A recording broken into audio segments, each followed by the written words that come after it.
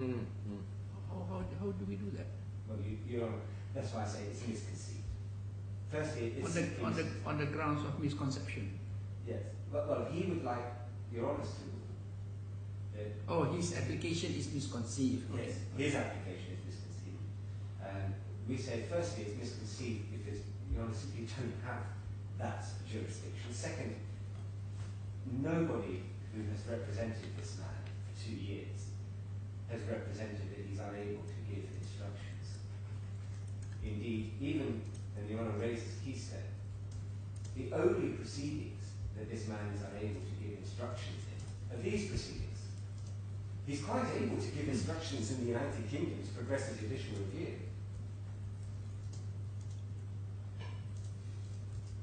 Can we make such an order the fact that he's not here today? Well, he has filed an application which he has described as critically urgent. So in my submission, Your Honours can look at it. He has chosen not to attend. His lawyers have chosen not to attend. I'll come back to his lawyers in a minute. He asked the court. Well, what if we find, just for the sake of hypothesis, we find that he has a basis of his application, there's some basis that we don't agree with you that is misconceived? Can we still, what should we do? Well, if Your Honours are against me and there is some basis for a yet further delay, then there will be a yet further delay. It rather depends on why Your Honours would be against me and what grounds you feel that. I mean, I'm talking about procedurally, whether we can make an order against the party who is not present. Your Honour, I'll say this. This man will not engage with these proceedings. He simply will not. He will do everything in his power. Well, if he's here, he will say that you're speculating. Yes, I'm sure he would. He says many things, but the truth is, he filed appeals last July, and his only activity in respect of those appeals has been to argue that they shouldn't proceed. The next question is, can we, as the appellate court, dismiss that application? That's the third question. Well, he's filed it with this court. Well, he doesn't say so. Is it filed in this court? Your Honour, I'm concerned about this. What this man has done at every stage, when he was required, when there was a danger of a finding against him, is file another application, which has then caused another delay. And that is, you would like us to find that as finding of fact or our conclusion from what he has been doing. Well, it's in my submission, the only inference to be drawn from what he has been doing. I regret to have to say, this man simply will not cooperate with the court. He holds this court in contempt, and it appears so to his current lawyers. If I can pause and address Keystone, their conduct has been truly remarkable. The registrar has had cause to write to them at least 3 times in the last 2 weeks. They have written 2 long letters to the court to see further delays in this case. What is the status of the, I'm very new, first time I'm sitting in this court, forgive me asking a lot of questions. What is the status of your original claim, your suit, your claim? I'm sorry? You have filed a claim. I think the judge wants to know, where are we on your substantive claim? Now, as I understand, you told us before lunch, you have filed a statement of claim. You have filed an application for immediate judgment. It is supported by one hefty affidavit of Mr. Patel, third witness statement, and presumably exhibits. Is that the sum total of your evidence? Has Mr. Haigh filed any reply? No. At all? Since we filed that application for immediate judgment, all that there has been funding applications and appeals against So in terms of the substance of Mr. Haig's answers to your claim, the only place we're going to find it is the defense. Yes. Yes. And hopefully you also had an opportunity to prove that over a short journey. And your Honours will see. But that is to be decided by the court of first instance. I'm sorry, Your whether claim. he has a claim. Well, no, whether you have a claim against him. Well, Your Honour, Yes. the short answer is yes. The reason I pause is because with respect I detect something underneath the question. Your Honour is quite right. This is the Court of Appeal, and it should really be sitting to decide appeals against decisions of the Court of First Instance. It is not a Court of First Instance itself.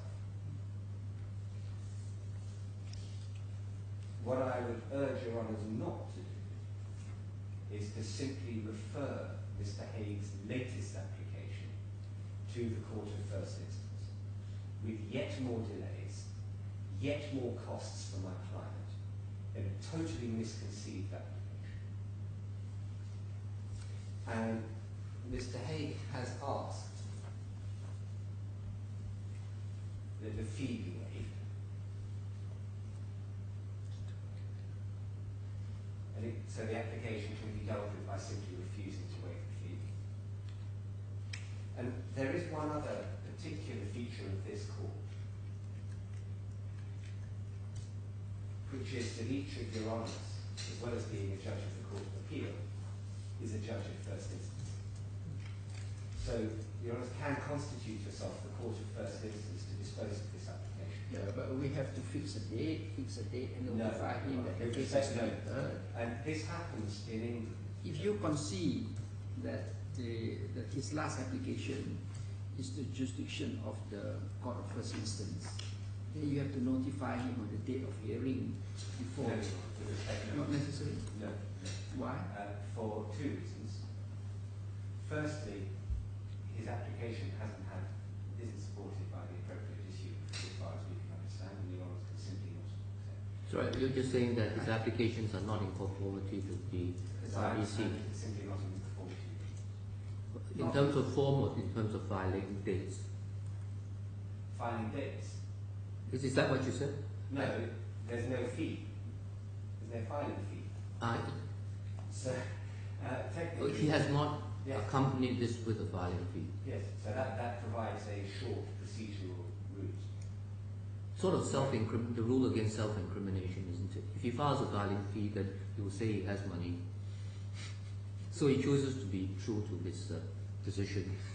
Your Honour, I am very concerned, or we, I shouldn't say I, my clients are very concerned that this man has succeeded in frustrating the process of this court for well over a year now, precisely with these sorts of arguments. I would urge Your Honours not to lose sight of the core of this case. This man received $6 million or thereabouts, equivalent, into his bank accounts. Those payments are supported by a wholly fraudulent audit trail. Well, I don't think we should go into that. Well, Your Honour, with respect, that is your allegation. Well, no, these are the facts. These are actually admitted facts. Admitted facts. Admitted, if Your Honour considers the defence, it is an admitted fact that he received the money. Might be helpful if you just showed that to us. So if Your Honour turns to file 2, Of which bundle, please? the first bundle.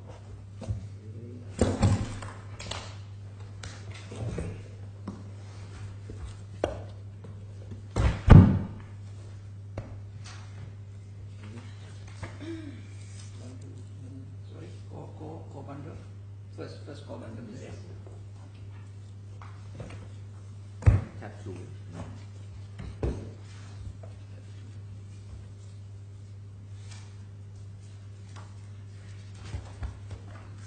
So this defence. Yes. and the first paragraph is formal. The second paragraph asserts that he has no access to documents, files, legal representation, even though he was represented by leading and junior counsel and seniors involved. Paragraph 3.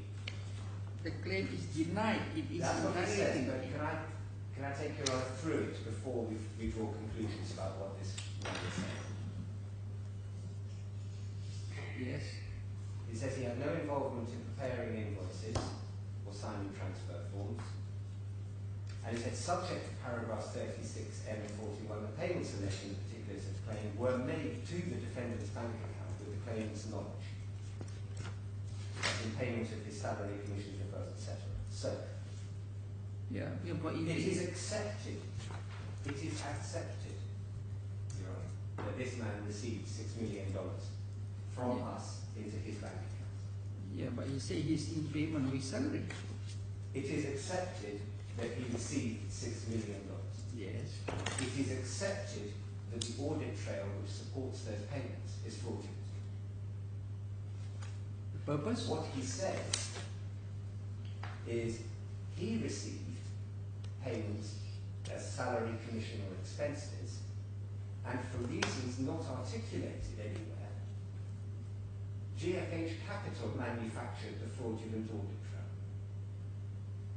So if we consider the rest of the defence, paragraph 4. Before you go there, 3B, it says subject to paragraph 36. It looks like an A, Yeah, we'll come to paragraph. but that doesn't look to be a correct reference because there are no subparagraphs for paragraph 36. Yes. And 41, I'm not sure whether he really is referring to that because it's an omission. Well, it's a confused document. But I would urge your honours not to try to find a defence for this man. No, we just want to understand Yes, because I should tell the you, basic shape of things. well, your honour should know that at the hearing on the 23rd of March, leading counsel then appeared... 23rd March, where? 2015. 2015, yeah. In which court? In the court, first instance in this court. Right, thank you. Leading counsel then appearing for Mr. Haigh said that he had drafted this defence. That he had drafted the defense. Leading counsel had drafted this defence. Ah, okay. So this isn't the work of a man in prison on his own. So paragraph 4 contains a number of identifications. Paragraph 5 again refers to GFH and its structure and starts to make allegations about GFH. Paragraph 6 makes various allegations. Let me interrupt you to ask a question. What is the relationship of GFH to Leeds United? Leeds United is part owned by GFH. So GFH is a Bahraini house? I'm sorry? GFH is a Bahraini company? There's GFH Bahrain and there's GFH Capital. Right. Which is a So subsidiary. when you say GFH Bahrain, you mean Gulf Finance House, BSC? Yes. Right, okay. And then GFH Capital, Yes. which is a DISC registered subsidiary. And it's the DISC registered subsidiary which is the claimant and which was the employer of Mr.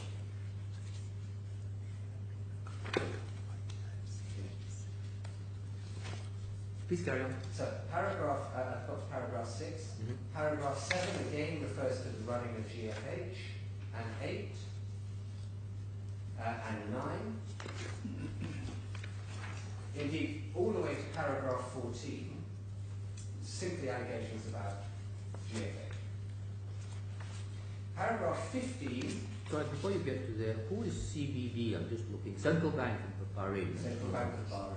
Essentially, these are a number of allegations against GFH which have nothing whatever to do with the claim. And we've applied as an alternative to immediate judgment to strike out these parts of the defence as wholly irrelevant. That's an alternative claim to your... That's alternative to immediate judgment. Immediate If we're unsuccessful in securing immediate judgment as an alternative we've asked to strike out. Paragraph 15 merely asserts. Oh, by the way, yes, please finish paragraph 15. Paragraph 15 merely asserts that this court has no jurisdiction.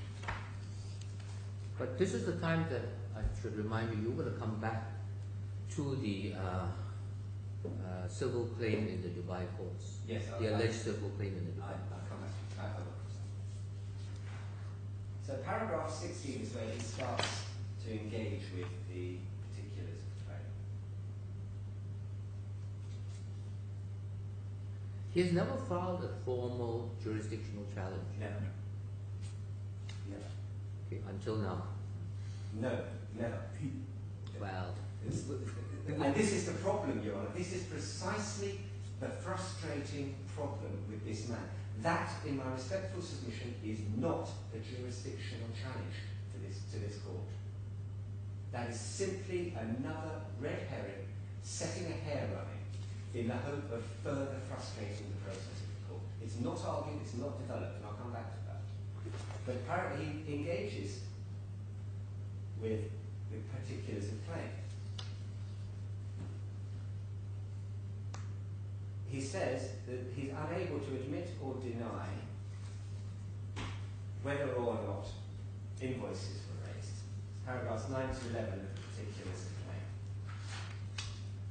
Now, paragraphs 9 to 11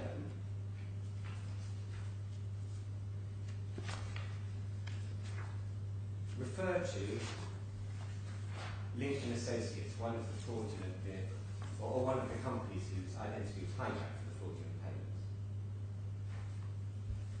It says paragraph 12 is denied. For the avoidance of doubt, paragraph 12 sets out the particulars of the fraudulent invoices. So, for the avoidance of doubt, the defendant denies creating invoices by Lincoln Associates or causing invoices by Lincoln Associates to be created. But it doesn't challenge anywhere that they were false. Paragraph 13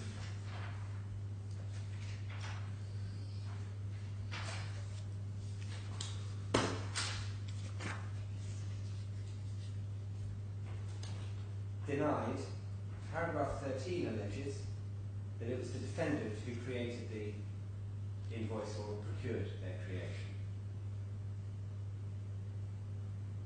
It says, it is the defendant, paragraph 24 of the defence, it is the defendant's case that someone else within the claimant must have forged his signature or used his name stamp on the invoices. The basis for this assertion is as follows. The defendant did not sign or stamp the invoices. Other employees of the claimant had access to the stamp bearing the defendant's name. Then he refers to the opinion of a leading forensic handwriting specialist. Now, the difficulty there is that Mr. Radley actually wrote a later report, not the one that was appended to this defence, which confirmed that actually Mr. Haig's pen on ink signature was to be found on at least some of the fraudulent documents. Paragraph 25 claimed is unable to admit or deny paragraph 14 because he can't say whether or not they're fraudulent. Paragraph 14 says the invoices were false in that they were not raised by Lincoln Associates. They gave bank details for accounts not operated by Lincoln Associates, and they did not reflect sums charged by Lincoln Associates. Now, the defendant's defence to that is he's unable to admit or deny those averments, and he puts the claimant to strict proof. Now, the second of those averments is they gave bank details for accounts not operated by Lincoln Associates. The bank details on the invoices are the defendant's bank accounts.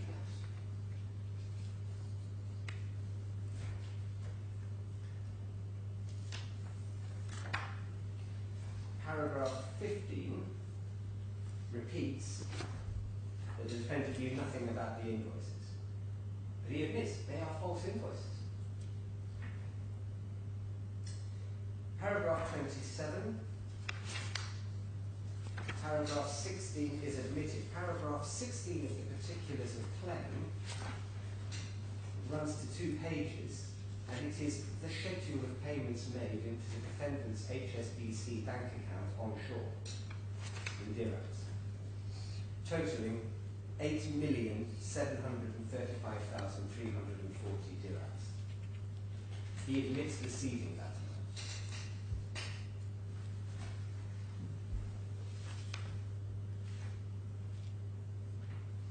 Paragraph 28 of his defence, he denies authorising the payments.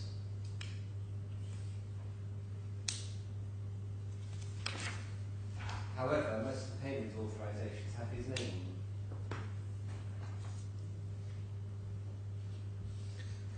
Paragraph 29. We are put to strict proof that Mr. Haigh procured the authorisation of the payments to Mr. Haig's bank accounts. Again, he said, it is the defendant's case that he received the payments.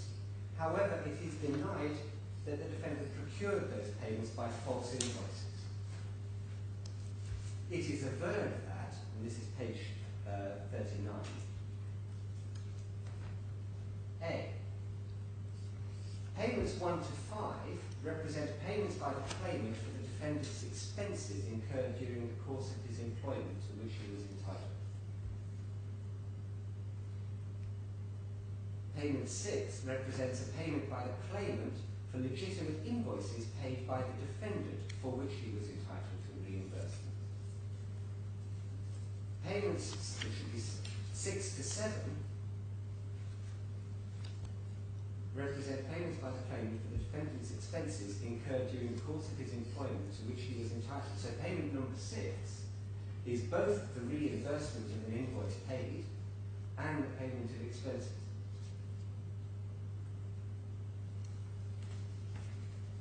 In relation to paragraph 29A(c) of the defence, paragraph 2 of the defence is repeated, whatever that means.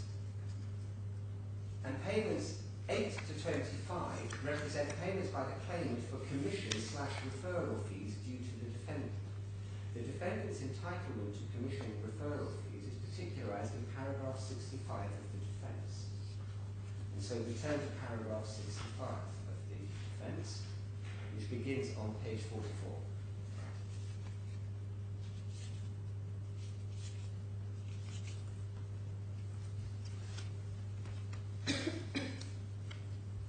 Says this, by a referral agreement between the claimant and 7 Dash Limited, which is a company legally incorporated, 7 Dash agreed to refer investors to the claimant, and on consideration of an investor making an investment in accordance with the contract, the referral fee of 10% would become payable. He said an unsigned version of the contract is appended to this defence. The signed version of the contract will be disclosed as soon as the defendant has access to the document. His document. His company. Apparently payments to his bank account are in pursuit of a contract with this company. And yet, on the 18th of September of 2016, he is still unable to come up with a signed version of this contract. The reason for that is we say it simply doesn't exist. Over the page. Claimant meaning GFH, right? Yes. Over the page, by clause 3.2. And your clients have denied having. Yes. There's a reply behind divided 3. Okay. By clause 3.2.4 of the contract, provision is made for investments referred, negotiated, and managed by the defendant to qualify for the referral fee. C. The defendant introduced the claimant to a number of investors. Those investors are specified in the document entitled Commission Entitlement for Daily Pay, appended to the defence. It's averred that the investment specified in that table was made to and received by Leeds United Football Club in accordance with the contract. So this contract is also apparently to do with Leeds United.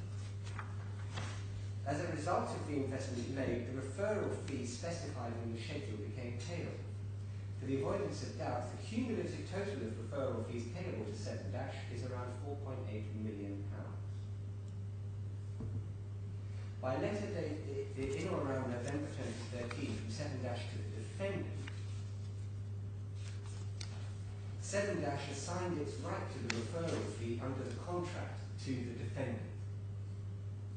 The signed version of the letter of assignment will be disclosed as soon as the defendant has access to the document. In other words, his explanation for how it comes about that all of this money is in his personal bank account is that this company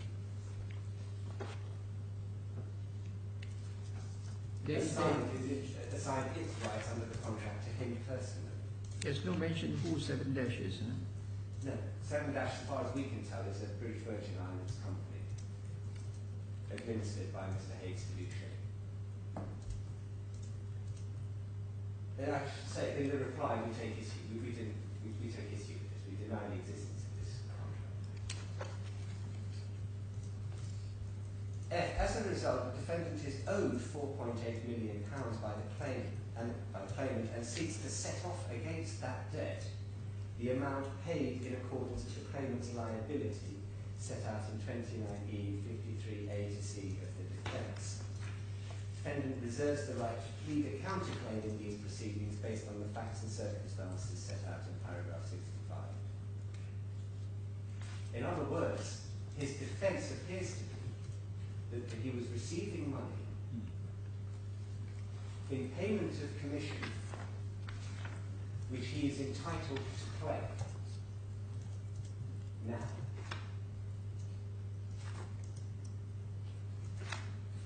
That is meant to be an E, is it? Yes. 29E and 53A to C. Paragraph 29E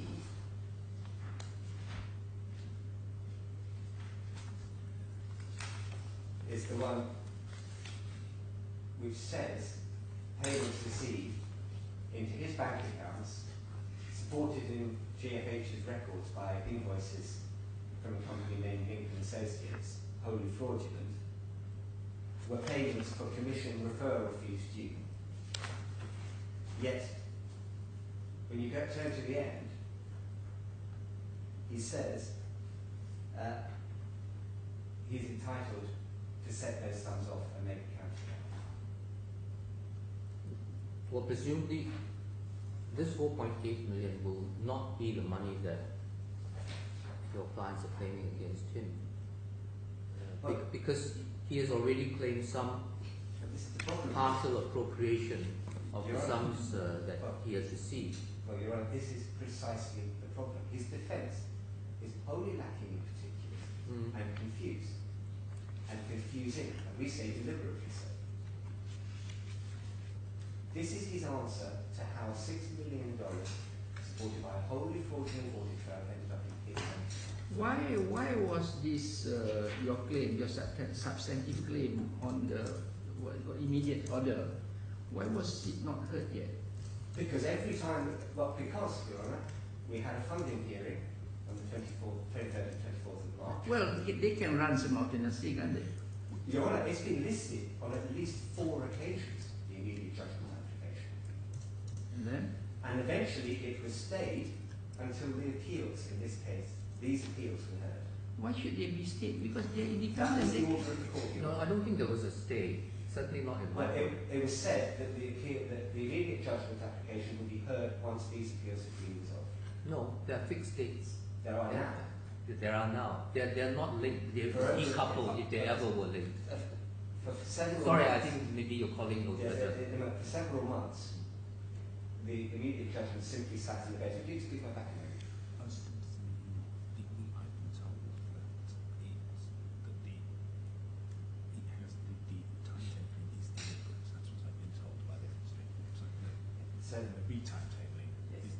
So, Your Honour, the chronology goes as follows. We issued our application on the 17th of March of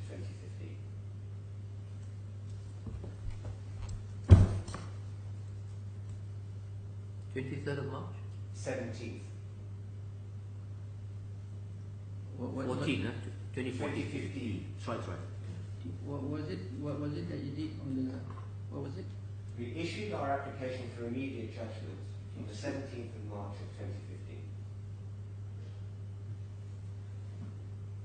It was listed to be heard sometime in May of 2015. Mr. Haigh made his funding application on the 23rd, 24th of March, and his time for filing an answer to the immediate judgment application was extended to, I think, the 21st of April of 2015. Since that time, Mr. Haigh has not filed any answer to the immediate judgment application. Instead, he filed 3 further funding applications, 3 appeals. Well, in his mind, what he's saying is that if I don't have money, how do I defend myself? Well, they were Rightly or wrongly, it's another matter.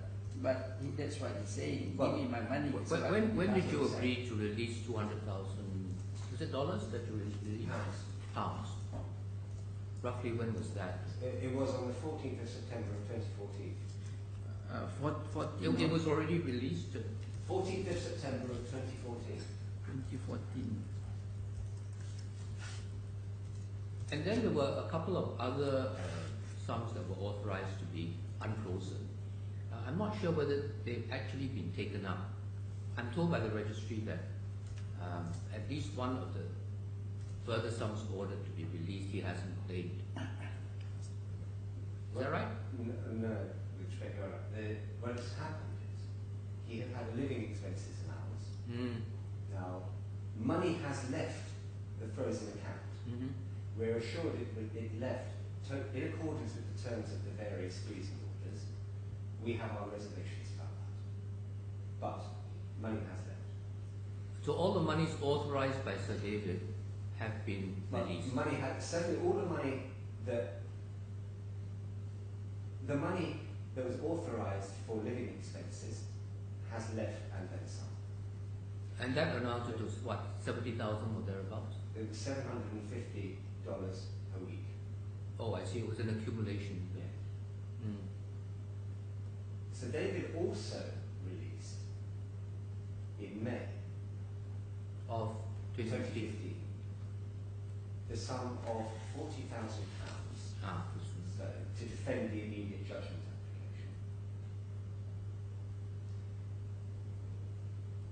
application. And 35,000 dirhams for 1 month's work in the criminal proceedings. Those 2 were never taken up. Never taken up. Not so far as we are aware. On top of that, in order to progress these appeals, the court made 130,000 dirhams available, which has not been taken up. And this is where the appeal point is. This is the heart of the appeal. Yes, the Honour's quite right. What Mr. Haigh says, and says again and again and again, is how am I supposed to defend myself if I have no money? But, firstly, he's had £200,000, which is a large sum of money, to come up with a completely unparticularised defence. Let me request for confirmation. The £200,000 was taken out. Oh yes, Was taken out. Haigh to Stevenson Hall. Only £40,000 and whatever dirhams you were mentioning just now, 25,000 dirhams. 35. That was not taken out. But you say 35. I apologize. 35. And perhaps if I assist Your Honours with where those numbers have come from. It was abundantly clear that Mr. Haigh and his lawyers simply wouldn't engage with the process. Simply wouldn't engage? Wouldn't engage. With whom? With the court. The whole. And I need to get some understanding. This frozen, when you say the fund has been frozen, yes, what does it actually mean? it means it is sitting in a bank account. Yes. It is subject to the orders of this. So the bank is not allowed to release the money without a court's order. Unless it's in accordance with the terms of the That's court's what order. that's what it means. But Unless as far as the 200,000 USD pounds is concerned, that has already been paid out. that was paid out, What he did with the money, you do not know. he spent it on legal fees, we're told. But in addition to that £200,000, in addition, his lawyers filed evidence before the court that he had had £1.4 million worth of services. Services. Solicitors, plural. Oh yeah, you mentioned that. Barristers, You mentioned plural. that earlier. You mentioned that earlier. So this man has had, on his own evidence, £1.6 million worth of services. From the source of payment is could have Well, come from others. What we're told is that has never been paid. The lawyers have simply You said 1.6, did you? in total. Yeah. 200,000 plus 1.4 million in the evidence. Right.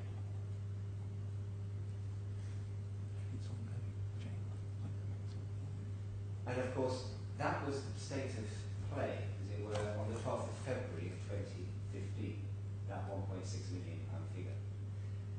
Since then, he has had 2 applications made by solicitors in this court, and he has run his private prosecution and the judicial review, which remains ongoing. The judicial review is in respect of costs awarded on the private prosecution which failed. Yes. So he has no difficulty finding lawyers when it suits his purpose, and indeed, on these appeals, he has had no difficulty finding lawyers when it suited his purpose. And if one looks for perhaps the most, not to put too fine a point on it, absurd example of that, it was that, I think it was on the 13th of September, so last Tuesday, Keystone sent an email to the court, to the registry, saying, we don't act for Mr. Haigh, but he omitted to send this document. I mean, with the best will in the world, again, the court is being taken for fault by Mr. Haigh, and regrettably, it has to be said as well. And he will not engage, he will continue to frustrate, and it is wrong to say he is left without funds, because nowhere in any of Mr. Haigh's documents do you find the No, following. all this started because of I questioned whether the judgment should be given in your favor, and you started off by saying that Mr. Haigh had no defense. Yes. He admitted. But from what you went through just now, he has a lot of defenses. No, with respect, he doesn't. And the reason I say that is this. No, but what I said was, it is admitted he received $6 million of our money. Yes, that's what you said. It's admitted that the But he invoices- said it was for a legal purpose. But it's admitted that the audit trail is fraudulent. Sorry? That the audit trail is fraudulent. Ah. Or at the very least... Are there's those no questions for trial? Well, Are those questions for trial? I think it's No, because preempting they're the... admitted. I forgot to ask. He's not here, you know. But Your Honour is putting to me... Yeah, I mean, Your Honour is testing the submissions in the absence of the appellants. To be fair to him. Yes, and they would be questions for trial were it not for the fact that he's admitted them. He admitted receiving the money, And he admits that the but audit he trail is also fraudulent. alluded that the money he received So- legally.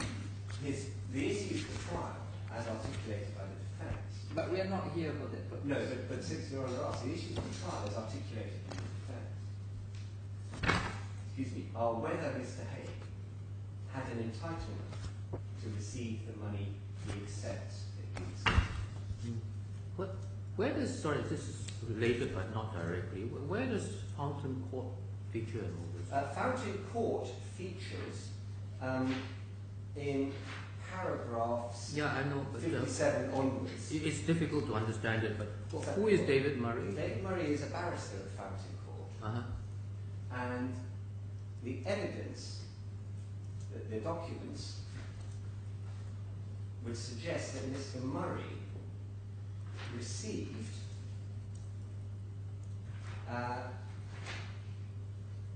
yes, a total of £1.4 million on various fee notes, the legal work for the GFH. And we have an affidavit from the senior clerk at Fountain Court, which confirms, A, those fee notes were not raised by Fountain Court, B, Mr. Murray didn't work on those cases and never billed those amounts, and C, the bank account into which payment was requested was not Mr. Murray's bank account. We now know it was in fact the defendant's bank account. Sorry, Mr. Haigh or some? Mr. Haigh. Mr. Haigh's personal bank Mr. account. Haigh's personal bank account in his name with the Cooperative Bank in Manchester. Yes. And we know that because the cooperative has disclosed the details of the account. So that is the extent of the evidence. The 8 million dirhams, we know the invoices are false because we have an affidavit from the chief executive of Lincoln Associates, I think it's the chief executive, certainly senior officer of Lincoln Associates, who confirmed they did not raise those invoices. They did not charge those sums. And the bank account into which payment is sought is not all in your reply? Sorry? Are these all in your reply? This is our evidence on the immediate judgment. Is that the witness? Yeah, but it's witness statement. Sorry, I got your button. This is evidence. I got your button. I mean. So that's the evidence on Lincoln Associates. And so there were 4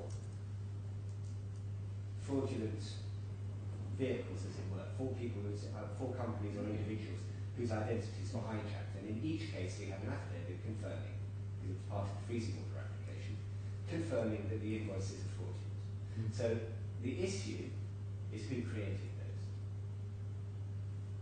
those. Mr. Haigh says somebody inside the claimant, for reasons we know not what, but apparently something to do with concealing from the Central Bank of Bahrain and regulators that they were paying Mr. Haigh sums which they were contracted to pay.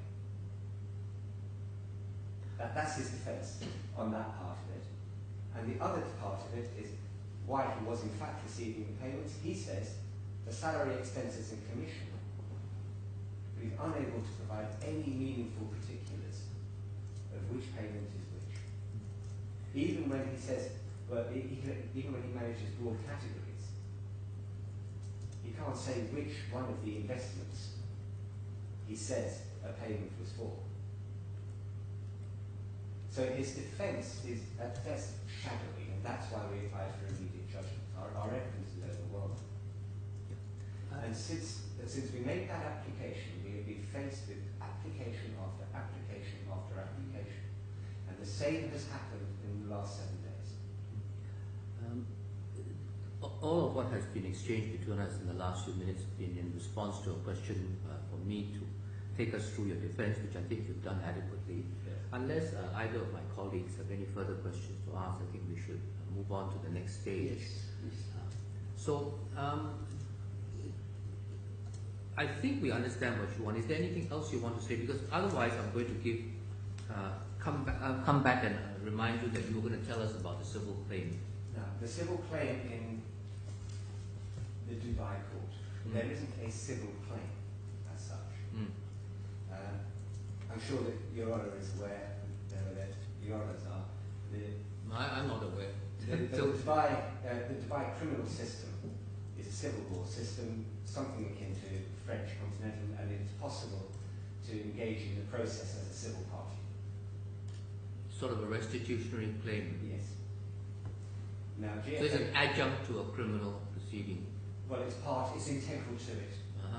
It's, in common law jurisdictions, a criminal trial is held in front of a jury. And it's very separate from the civil claim, and the victim is no more than a witness in the criminal trial. In a civil law jurisdiction, it is often the case that it is possible for the victim to also be a party for the civil claim to be heard at the same time as the prosecution, because the trial is in front of a professional judge. So that's your short answer to. But Is there a long answer? It's not the entire answer. As I understand it, it's a nominal claim. May I ask you?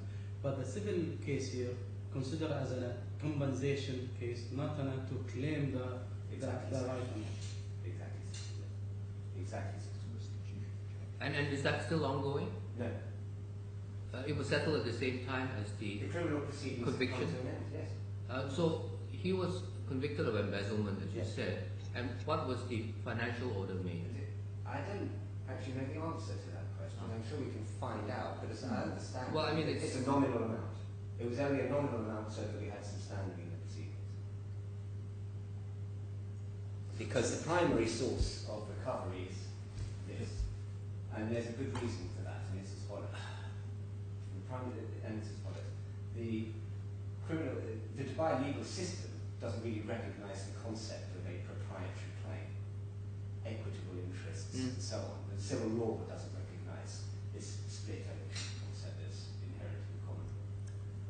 There is some provision in the civil code for restitution, but it's somewhat restitution. antiquated. It's not. Yeah. Yes. It's not the. Not to the same extent as in common law, probably. Yeah, go on. And also, the Dubai process is very different to British process. No, but the main thing is this: do you have two conflicting claims going on? No. Because it's concluded. And The other thing is this. I presume he hasn't paid the sum Of course not. that he, however nominal it That's, might be. that's as far as I'm aware now. By the way, just for the record, for convenient reference, give us the dates when Mr. Haigh was incarcerated, when he first went into jail, and when did he? He was arrested and detained on the 18th of May. 2014. And he left? He left prison on the 21st of March 21st. of 2016. Okay. Because when these various events that you described took place, we need to know at that point whether he was in jail or not. Now, Your Honour, to finish the jurisdiction Please. point, I've addressed it in the skeleton argument in my written submissions. There is some case law on it. There's no case law on the new body. Oh, yeah. But The judicial committee, yes, yeah. but it's been considered that it's held not to apply in the only case which is arose so far. That's the David Steele's judgment. Yes, but what is clear is that jurisdiction conflicts in this jurisdiction, in this territory, are resolved only when there is in fact a jurisdictional conflict. In other words, where there are conflicting decisions on jurisdiction. So if two courts have each refused jurisdiction, two courts have each ruled that they have jurisdiction, or two courts have somehow conflicted in their rulings on jurisdiction, those are the times when it becomes necessary to refer the matter. And it used to be to the Constitutional Court, and now it's to the Judicial Committee. Well, given that Mr. Haigh has said in his letter that he is not aware of what happened to this civil claim, I think that's what he says, it might be appropriate later on when you have made inquiries to just let us know and perhaps give us a copy of the relevant decisions of the Dubai Criminal Court. In any event, I think you can send them in their original form, and Judge Omar will and of help us course, with the translation. I assume that it will not be. Was there a very long written judgment? No. Okay. and I can say this as well, that we can assure Your Honours that there is no conflict as regards any money that went into UK bank accounts, because the Dubai prosecutor couldn't get hold of those bank accounts. So I think you said there were five accounts in total. and then 3 were in UK. 3 in UK. So there are 2 in Dubai, was it? 2 were in Dubai onshore. Sure. We had to obtain letters of request from this court, both onshore, I think, and Your Honour had to deal with that at one stage, and also to the United Kingdom, where there's a very well established, very common procedure. And it took minutes. In fact, Mr. Haigh's counsel, as he was represented on the application when we asked for him, sought some alterations to the order but didn't object to the order being made. Now, in the criminal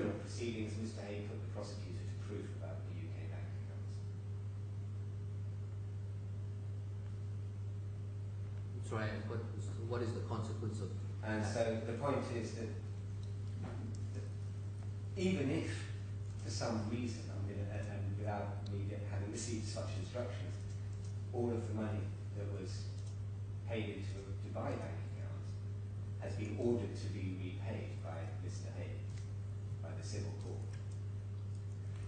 they cannot have made any orders in relation to the money paid into the UK bank accounts. Only the money is Because it was never part of the group, he wasn't convicted of that. But He was only convicted of embezzling Dubai money. Yes, as far as we understand it. Yes. Now, and in any event, there is no difficulty with the Dubai Criminal Court having made a judgment. The difficulty would be where two courts are in danger of conflicting judgments.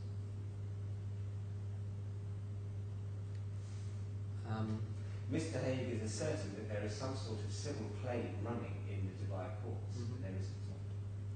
Well, we will know when you give us the judgment amount, because I presume that if it was significant, you would have executed on that judgment from the criminal court. No? Of course. Yeah. If we had a judgment we could enforce, why go to the trouble of all of this? But at the moment, it's only frozen, you see. So theoretically, you could take the Dubai Criminal Court judgment, which orders compensation, and execute that on the Dubai bank account, so permanently taking into your client's custody the money instead of having it held in suspense. Perhaps I should ask Mr. Diggs if he could pop outside and get in touch with, and we'll try and find out the answers. Okay, Well, that would be helpful. my instructions are limited about what happened in the criminal process, but if you could... Well, I don't know how long it will take, because maybe he should be here to listen to the dialogue. It's okay, I think we can do that later. Just in case he needs to assist you on any other questions, I ask. So that is the jurisdiction point. There isn't a jurisdiction point. And in any event, there isn't a real jurisdictional challenge. What there is something thrown into the mix in amongst these various other communications. jurisdictional challenge, must it be taken by way of interlocutory application? Yes. Must be, not as part of the whole defence. Well, as far as the defence is concerned, it simply asserts it. It simply says this court, and what's more, it says nothing about the Dubai court. What it says in paragraph 15 of the defence, I remind you, Your Honour, Yes. is that the Dubai International Financial Centre Court does not have jurisdiction to determine this matter, and that the correct jurisdiction to determine this matter is the United Kingdom. Where is that statement contained? Paragraph 15 of the defence. Original defence? Yes. Yes. He asserted that the United Kingdom is the correct forum for this. But that's not articulated in any way, shape or form. It's also misconceived. The jurisdiction of this court. As I said, the claimant is a GIFC registered company, Mr. Haigh was employed here, a number of documents need to be created here, and he was employed under a GIFC law. Sorry. Employment contract. Again, purely a mechanical question. You referred to your written submissions. I just want to be clear where we would. They, I was told they've been printed off. Yes. That's okay. Yes. Now, that is a heavy. And then you've got a skeleton argument. Yes. And then you've got a praise seat. Now, the reason for that is I was quite clear how the court would react if it received 150 pages of written submissions. Mm-hmm. So I sought to reduce that into the skeleton argument, but even the skeleton was fairly fleshy. And so, really by way of bullet point, in 8 pages, I set out a précis so that Your Honours can see what our submissions are on the appeals, without having to wade through 150 pages. The 150 pages is intended that Your Honours can find in one convenient place a chronology of the proceedings, the history of the applications, a summary of what the applications were about, and what a summary of Sir David Steele's rulings, and then rather longer than might ordinarily be expected, quotations from authority. And the authorities are rather more voluminous than might ordinarily be expected, precisely because of the amorphous way that Mr. Haigh presents his arguments. Now, if we turn then to the appeals, they are disparate documents. They essentially accuse Sir David of bias, prejudice, ignoring evidence. So you're talking about the two latest No, applications? the three appeals. Ah, okay. But at their heart, what is really said is that Sir David should have allowed more money to be released. Because A, that is the authorities. Defendants are entitled to the release of frozen funds to defend themselves. And B, to fail to do so is breach of his right to a fair trial. But those are really his grounds for appeal. And it is said that when Sir David released £40,000 to defend the immediate judgment application and 35,000 dirhams for 1 month's work, he erred because he should have released sufficient funds for the representation to be effective. And that is why I've addressed for so long exactly what Mr. Haigh had available to him and what he did. Because what the authorities said, whether one looks in the United Kingdom or around the common law world, even in Singapore, is that where the claim is proprietary, there are a number of steps to be gone through. The first is obviously we have to establish a good arguable case. Now we've done that. The second is that the defendant must show that he hasn't got any other funds on which he can draw.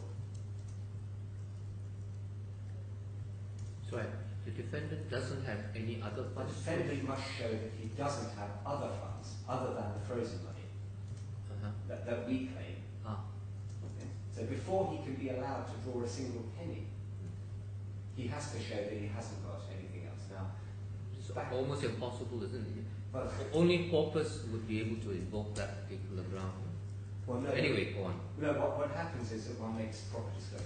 Now, we have, and so pausing at that stage, we had grave reservations in September of 2014 as to whether Mr. Haigh had made proper disclosure of his assets. But we released £200,000 in any event just to break the law. Sorry to interrupt your flow. I needed to ask you a question.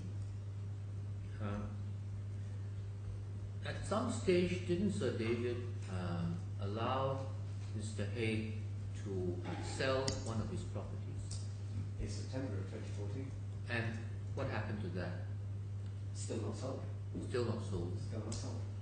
But theoretically, that is available to him as a partial release of the frozen assets. And what is more, we cannot lay a proprietary claim to it because we can't trace our money. We can't follow our money.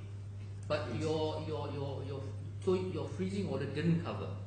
Yes. It did cover the So house. the freezing order covers everything Mr. Haigh owns around the world up to a value of $5 million. Mm-hmm. A lot of that, a lot of what we have found, we can say is actually ours Mm-hmm.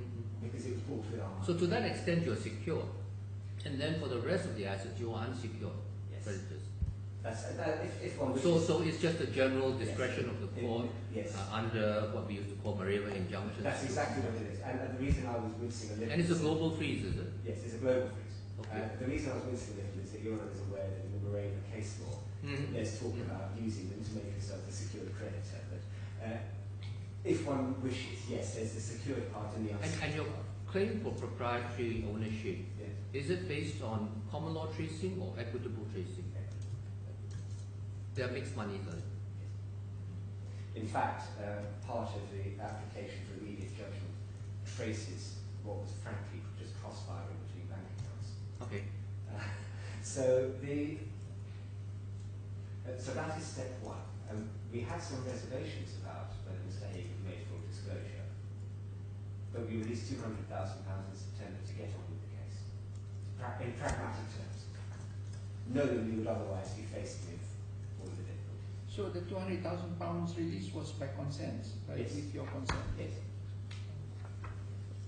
If we were trying to move the case along.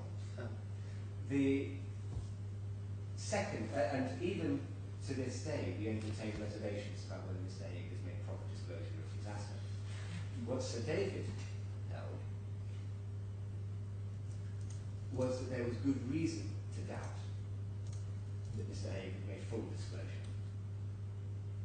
he was in contempt of the freezing order. We discovered assets which he didn't disclose. He had lied about how many bank accounts he held onshore in Dubai. And of course there was the ever-changing nature of his defence. So, but that is step one.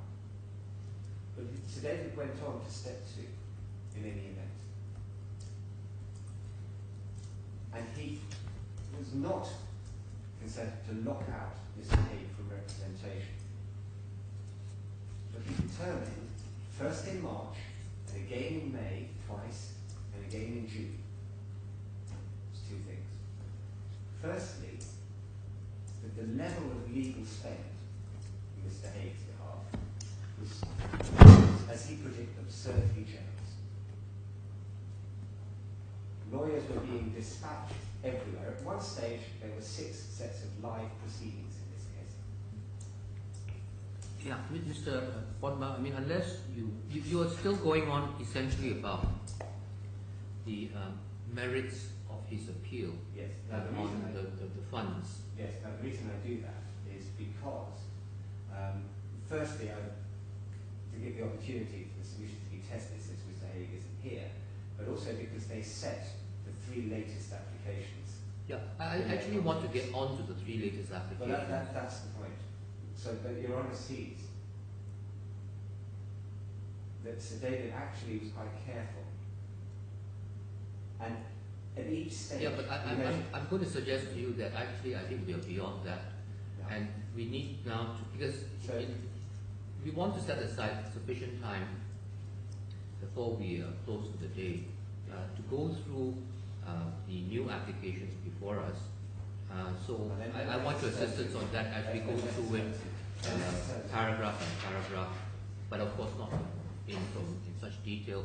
Logically, okay, the first item on the agenda that I originally had was to see what are we doing about the order of this court, which says it's attributed to me of 10th of August 2016, which is the strikeout. Now,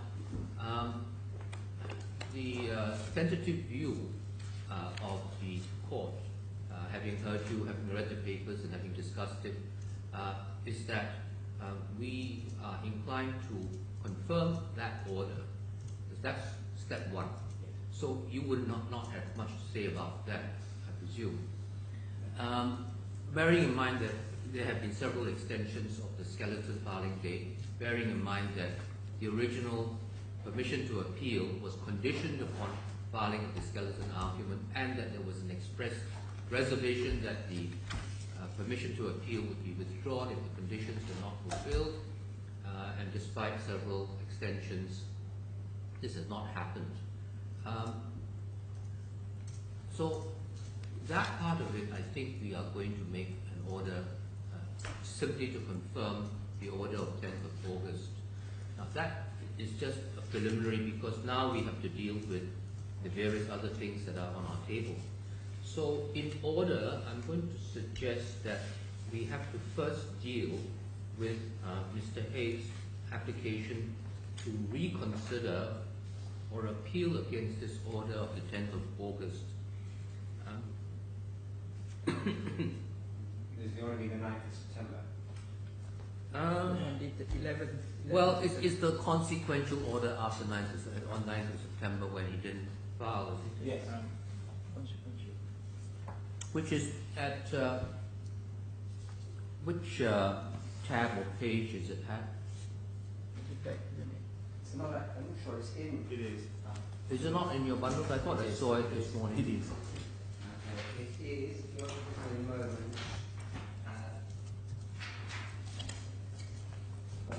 The last one, no, maybe tab 35.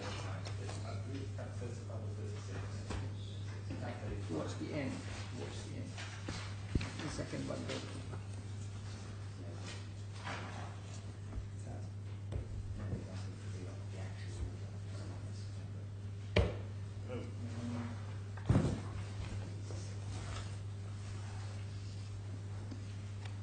You see,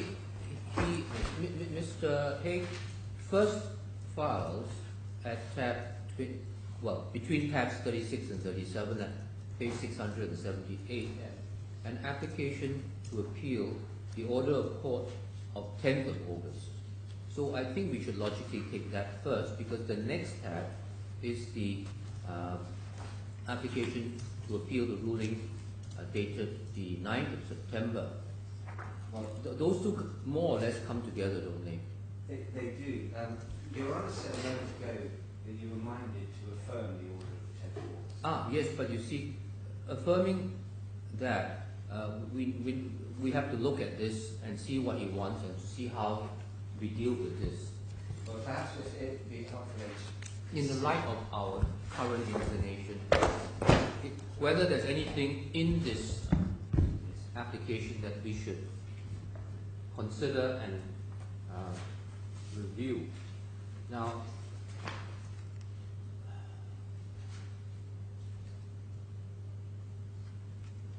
there are paragraph 6. I'm now referring to the first application, which is the appeal against the ruling, my ruling of the 10th of August.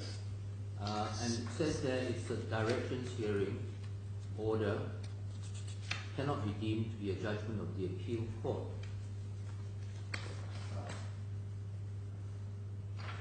Perhaps, Your Honour, clearly it is an order of the Court of Appeal. It's a case management order of the Court of Appeal. Really, this is an application to revisit the case management directions. And really what this is, Your Honour, in substance, this is an application to further adjourn the appeals.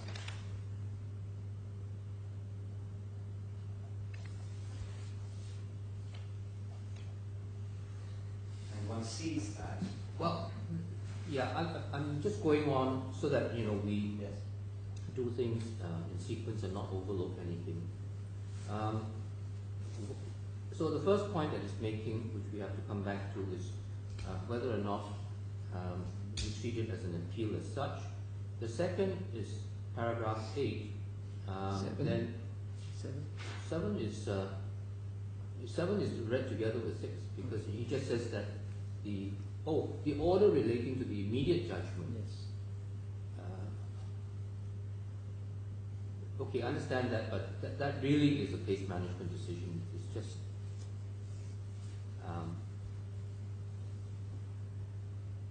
not a subject that is normally considered for appeal. And if you wanted to appeal, you have to get permission, and I don't think we would give permission anyway for this kind of case management direction. Really, if Your Honour reads paragraphs 6 to 9 together, Yes. what one sees there is essentially Mr. Haigh would like to defer a final decision on the appeals again. Whether that be by way of appeal against Your Honour the Chief Justice's order of the 10th of August, or it be by way of some sort of setting aside of the directions for... Actually, the immediate judgment date, that there is already an existing order of court. There was already an existing order of court that would be fixed for the particular dates that we had assigned to it.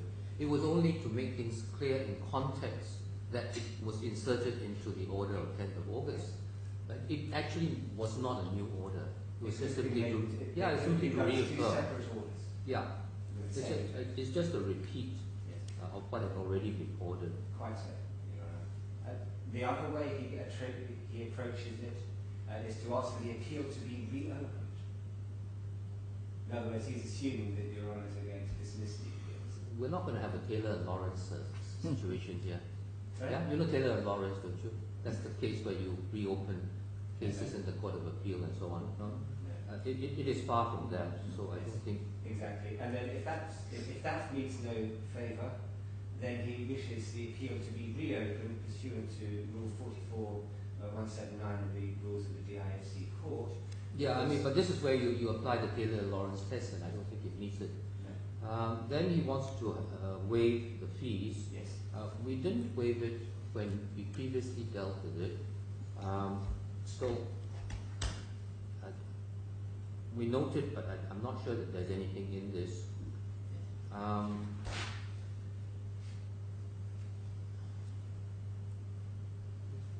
Paragraph 11 is just a repetition of his appeal against Justice Steele. Yes.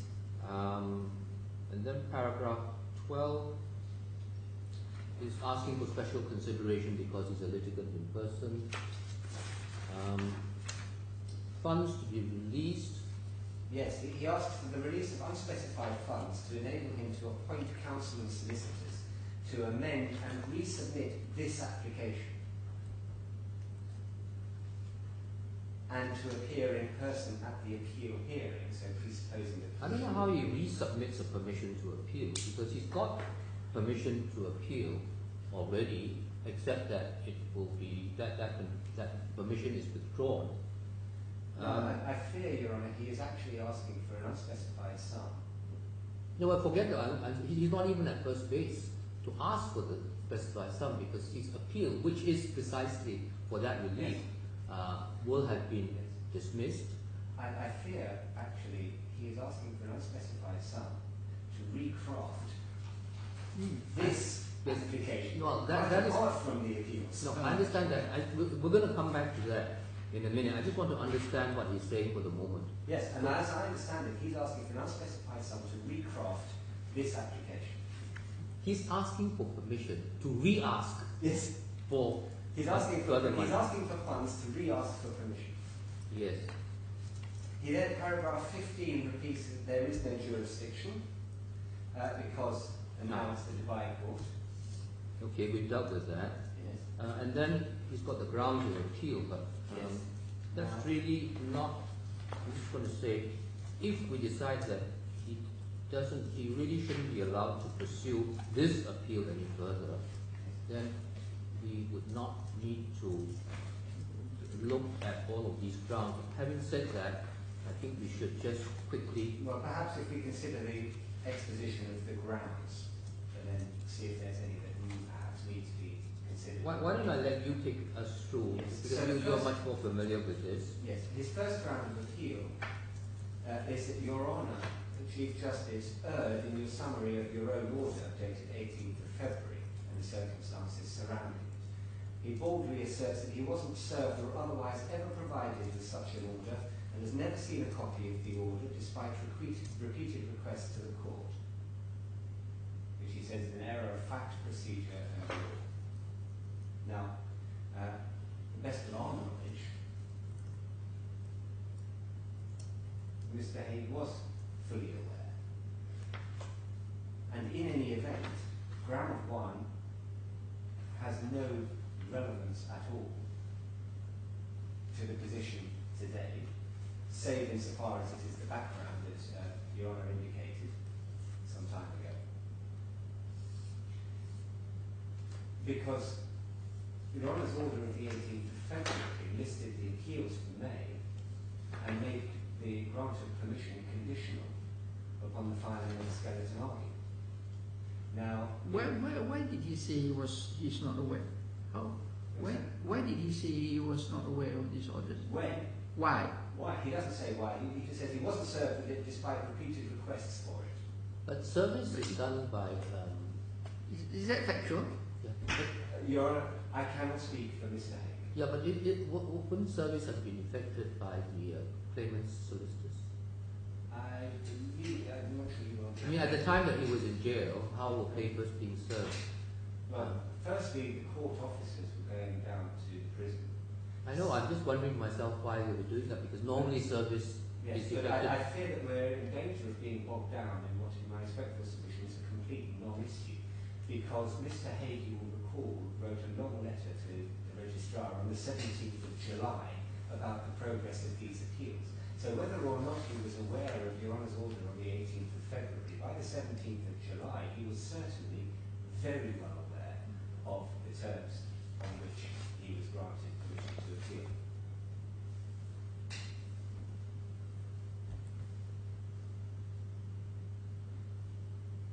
Second application, I should also say that if these are applications for permission to appeal, they were out of time.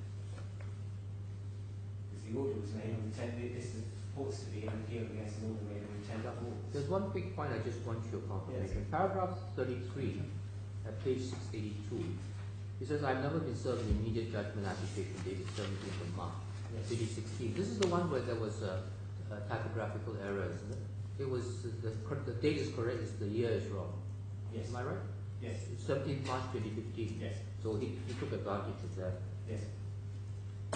Okay. Yes, so ground 2 is that Your Honour failed to consider the medical evidence in finding the medical condition would not prevent you from instructing lawyers. Well, he was able to instruct lawyers to write 2 letters to this court, and he's been able to instruct lawyers to conduct judicial review proceedings throughout the summer. Quite simply, Mr. Haigh thinks that it's unreasonable for you to form a judgment on his evidence rather than simply accepting it at face value and what he says it proved. Ground 3, paragraph 18, again Your Honour failed to consider the medical evidence that the medical condition would prevent him from attending the hearing. I'll be in hospital at the time. Well, Your Honour will recall on the 17th of July he was about to go into hospital, and that was why he couldn't file a skeleton argument in compliance with the variable. Then in August he was about to go into hospital. Then he was about to go into hospital on the 1st of September, when Your Honour ordered skeleton arguments by the 1st of September. He actually went into hospital, if he went into hospital at all, yesterday, according to his own Twitter feed. He hasn't been in hospital, that hasn't prevented him at all. Ground 4. The judge failed to take into account relevant considerations that were before him in the original appeal was filed in July of the injustice that will be caused to me by not releasing any of the funds. Now this appears to actually be a challenge that Your Honour is not allowing the appeals.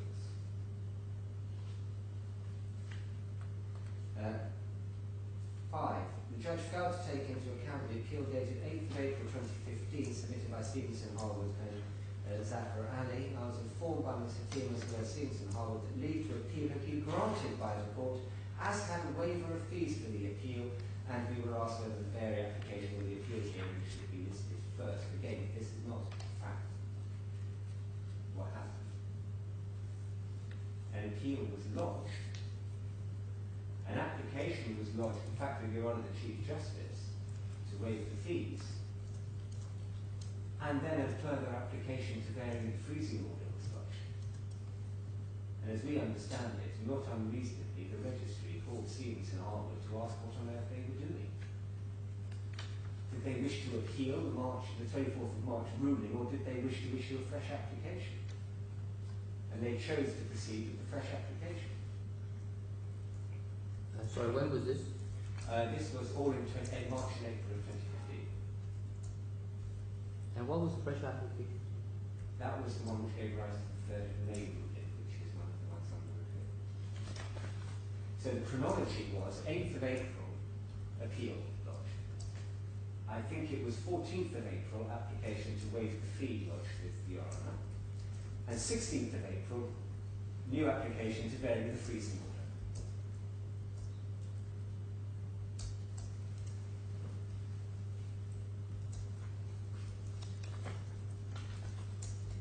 Are you still on ground 1 or?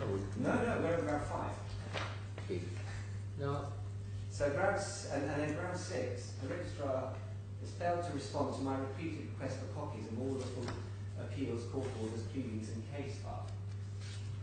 Now it is worth remembering that Mr. Haigh, when he first emerged above the parapet and wrote to Mr. Diggins, proposed that there should be £10,000 made available for collating material and storing it. for collating?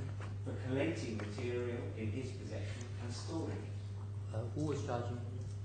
Mr. Haigh suggested to solicitors for the claimant, the GFH Capital, that £10,000 should be made available so that he could store the material in his possession.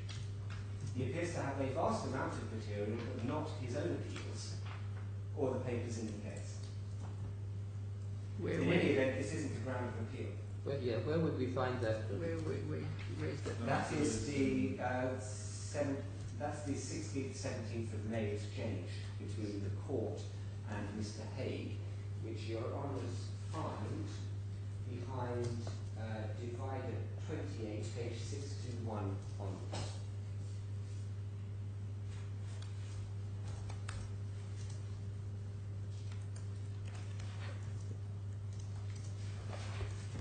And the reference to the £10,000. Yes, page 625.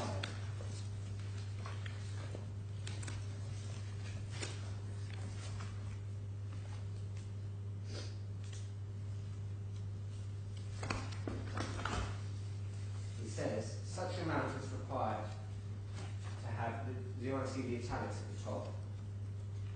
Such amount is required to have David Haig's belongings and records packed and shipped from their current locations, plural, to London, UK, and placed in storage until such time as Mr. Haigh has an apartment or house, or in the event he has one delivered to such location and unpacked. An initial amount of up to £10,000 be released, and such further funds be committed as reasonably necessary.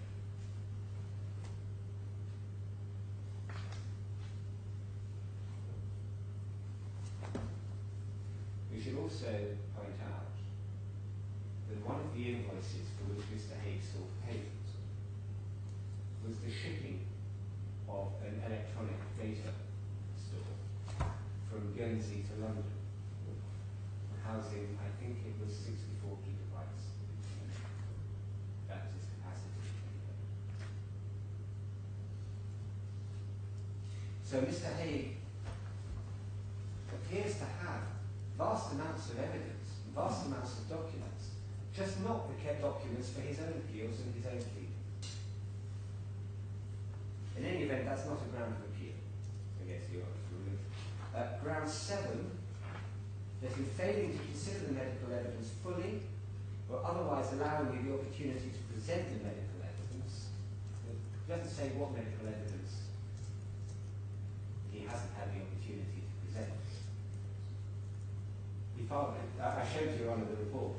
Yeah, I mean, he's submitted written report, Yes. which is a normal I'm not sure what he's process. suggesting he hasn't been.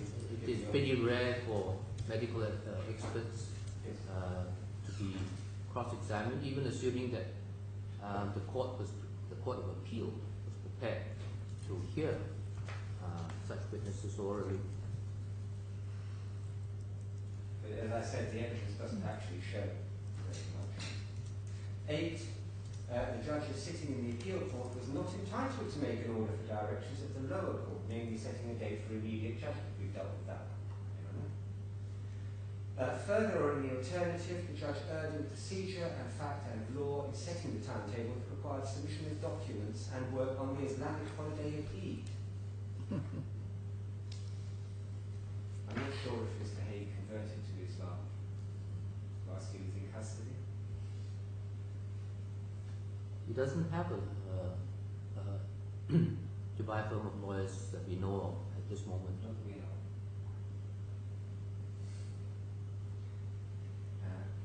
Further, or in the alternative, the appeal be reopened because it's necessary to avoid real injustice. The circumstances are exceptional, and this is the lot to say that. So, in my submission, there isn't actually anything in this appeal on its merits. Really, Mr. Haigh is trying to further defer consideration of his own appeals and is asking for some money so that he can instruct lawyers to better articulate why his appeals about money should be deferred. We have reached a situation where Mr. Haigh is making applications for funding to argue why appeals about funding should not proceed.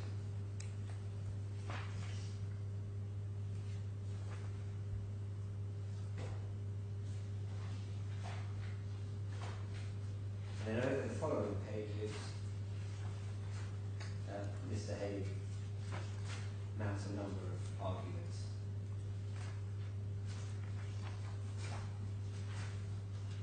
reason I was going through the appeals in some length is because within this there are various assertions about fair trial and human rights.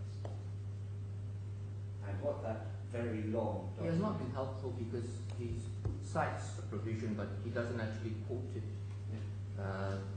Article 14 of the ICCPR, for example, is cited but not quoted. I don't, and he doesn't tell us which provisions of the UAE constitution would be applicable to his condition. No, quite so. Now, what we tried to do so far on the substantive appeals was to address the fair trial issue, because everybody is entitled to a fair trial. That's part of the UAE constitution, and that's an international norm, and it's part of the common law. But what the authorities show, whether you look in the European Court of Human Rights or you look around the common law world, is this. A right to a fair trial is a right to a fair opportunity to present one's case, and not a right to an unlimited opportunity to present one's case.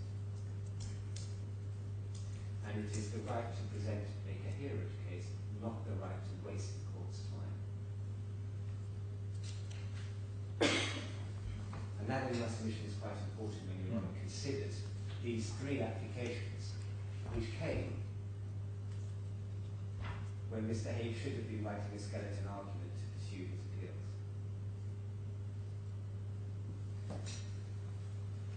If one then turns to the second of these applications for permission to appeal, and this is the 9th of September ruling. And where would we find the 9th? Now, there wasn't a 9th of September ruling. I anticipate that this is the email in which it was suggested that the appeal was struck out for want of a skeleton argument. Yes. So it was immediately withdrawn. Is that... There is a letter dated 6th of May. 6th of September, you 6th of September, I'm sorry. That's tab 35, isn't it? Indeed, yes. Let's have a look at that. That is a response to two letters written by Keystone Law in August.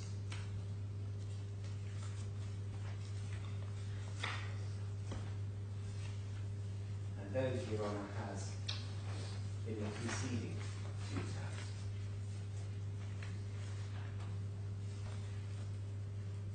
Now,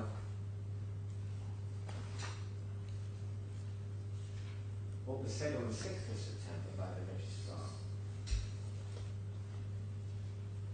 paragraph 4.1, taking at face value Mr. Haigh's assertion that he is out of funds, the court has tried to provide Mr. Haigh with the means of unlocking certain funds which might be released him if he can persuade the relevant court of the merits of his appeal against the court's previous denial of application bearing the freezing order.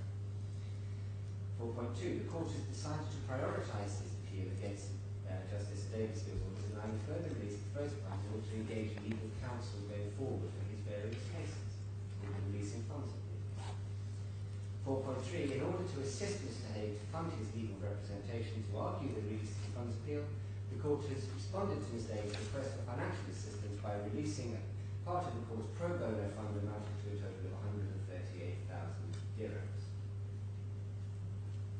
4.4, however, you have now requested in paragraph 19 that Mr. Haigh would like to engage legal assistance at an early stage for the outstanding immediate judgment application, and would therefore like part of the 138,000 dirhams to be made available for that purpose.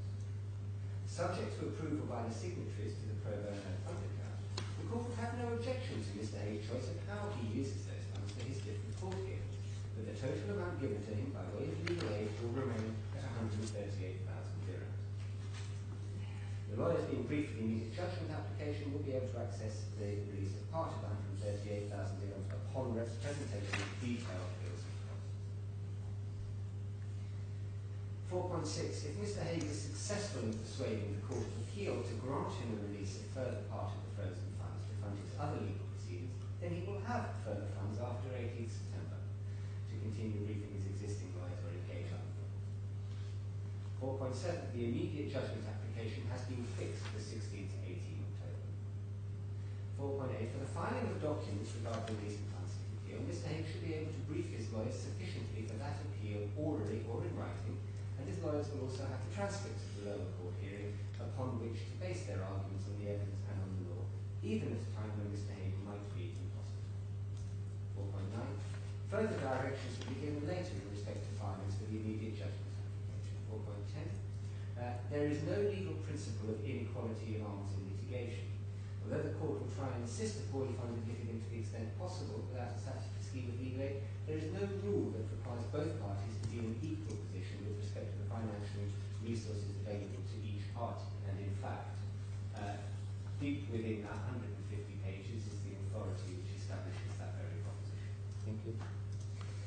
We now turn to the 23rd of August letter. The DIFC courts have no record of any application by Mr. Haigh for a clinical stay. Could Mr. Haigh please give some details of whether he wrote to the courts or made an oral application, and if so, approximately when? There is also no record of any such application. That is Mr. Haigh inviting the court to come and witness the prison conditions. Ms. Lima Hakim recalls that Mr. Haigh did complain to her about prison conditions, but it stopped short of formally requesting an official visit by this court. 8. The court cannot make a decision based on the matter stated at paragraphs 33 to 36, and paragraphs 33 to 36 asks that essentially the proceedings be stayed because they're an abusive process because we kidnapped Mr. Haigh. If Mr. Haigh wants the court to do something, he has to make an application which must be served on the other side, after which the court will review the evidence and submissions and make a ruling, which one may think is, with respect to the registrar, not an unreasonable stance for a court to adopt. As matters raised in those paragraphs do not impact on the hearing of the appeals, the court's order and directives of 10th of August still stand. So Keystone Law found the time to write 2 long letters raising various legal arguments. I haven't proofread the second application, but on a quick review, it seems to be a mirror image of the first. It's simply that the first, they are addressing it as a direction of the court, and the second, the direction of the registrar. Yes. Or the second. He simply replaced the word judge with registrar. Right. So I have not, in the quick review, detected any substantive difference between the two. With respect, I think more. Okay. Right. So let's move on then to the critically urgent application. Yeah. Okay. Now that is a. Well, he's actually responding possibly to the registrar's invitation that if you want something, you must make an application. That's true. That's possible. So what he has done is filed 2 applications for permission to appeal and this application. Now, he seems to be asking for a general stay.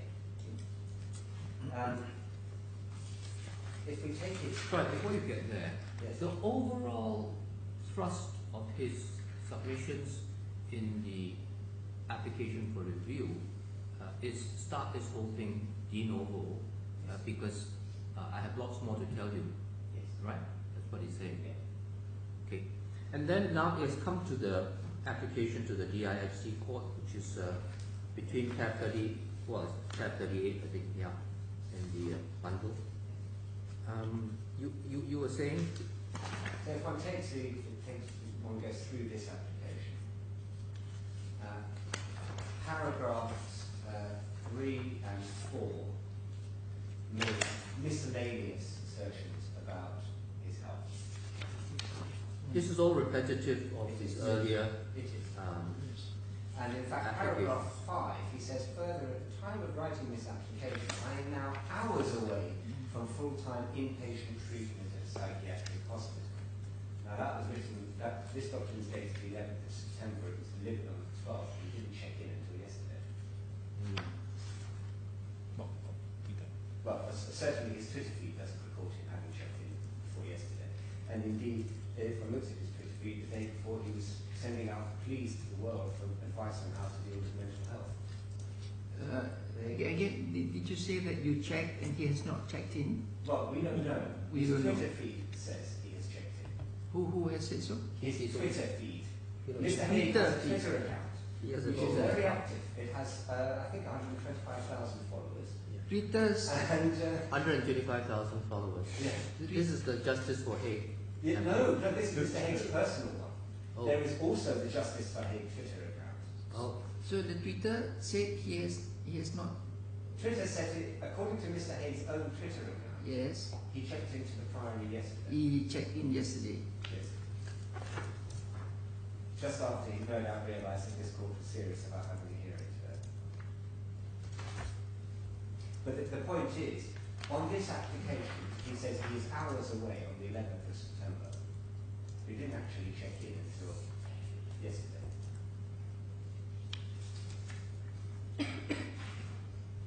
He again asks for the application fees to be waived and for Sir David Steele and Ms. Hatim to have nothing to do with the case. He again asks for special dispensation because he is a litigant in person.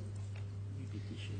And then he asks for the courts to release funds to enable him to appoint counsel and solicitors to amend and resubmit this application and appear on it. Which paragraph is that? Paragraph 10.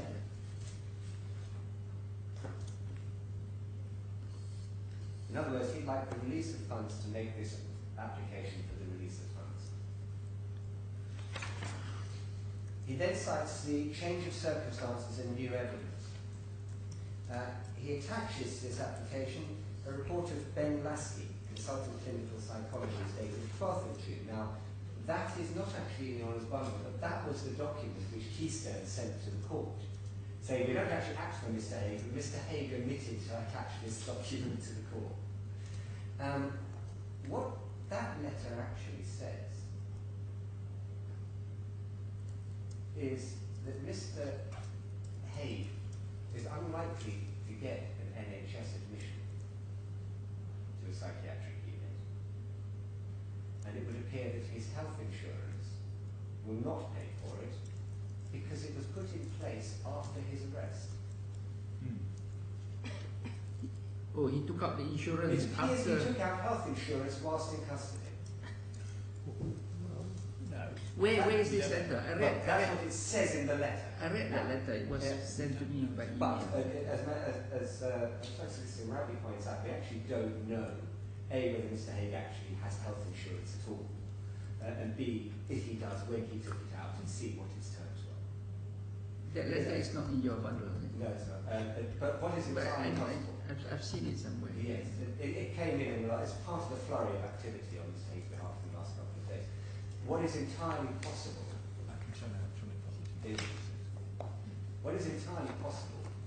is that Mr. Haigh's health insurance wouldn't pay for it because it's a totally elective procedure. And it's not indicated. It is entirely possible that Mr. Haigh's health insurance has lapsed. There are any number of possibilities, but what the letter says is that Mr. Haigh's health insurance in fact won't pay. Also, that second medical evidence, you don't need to turn it up because it's in his application, is, as he says, dated 12th of June of 2016. But the first medical evidence, the longer report from the Priory, is dated the 21st of June of 2016. So this isn't new. This is just another piece of evidence. This is exactly what he was doing in the funding applications. The second medical evidence is sensitive, and I would request the court to impose confidentiality and reporting restrictions on the claimant and his lawyers and others. Second medical evidence is the second opinion to the diagnosis, treatment, urgency, and risk of my medical condition. It actually is. It's a single page letter.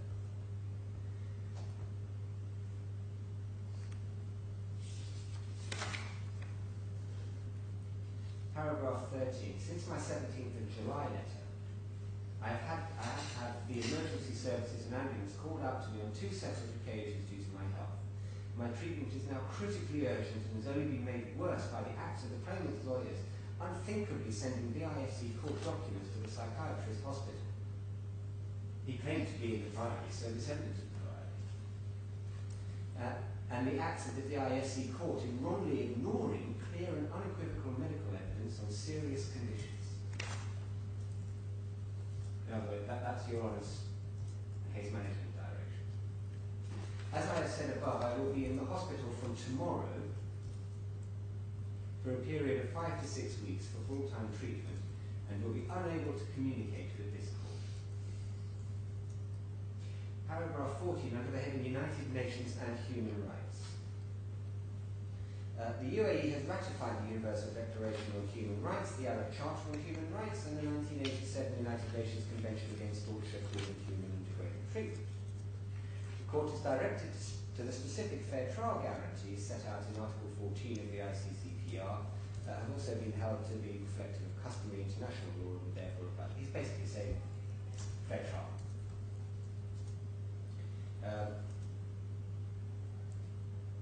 Then he sets out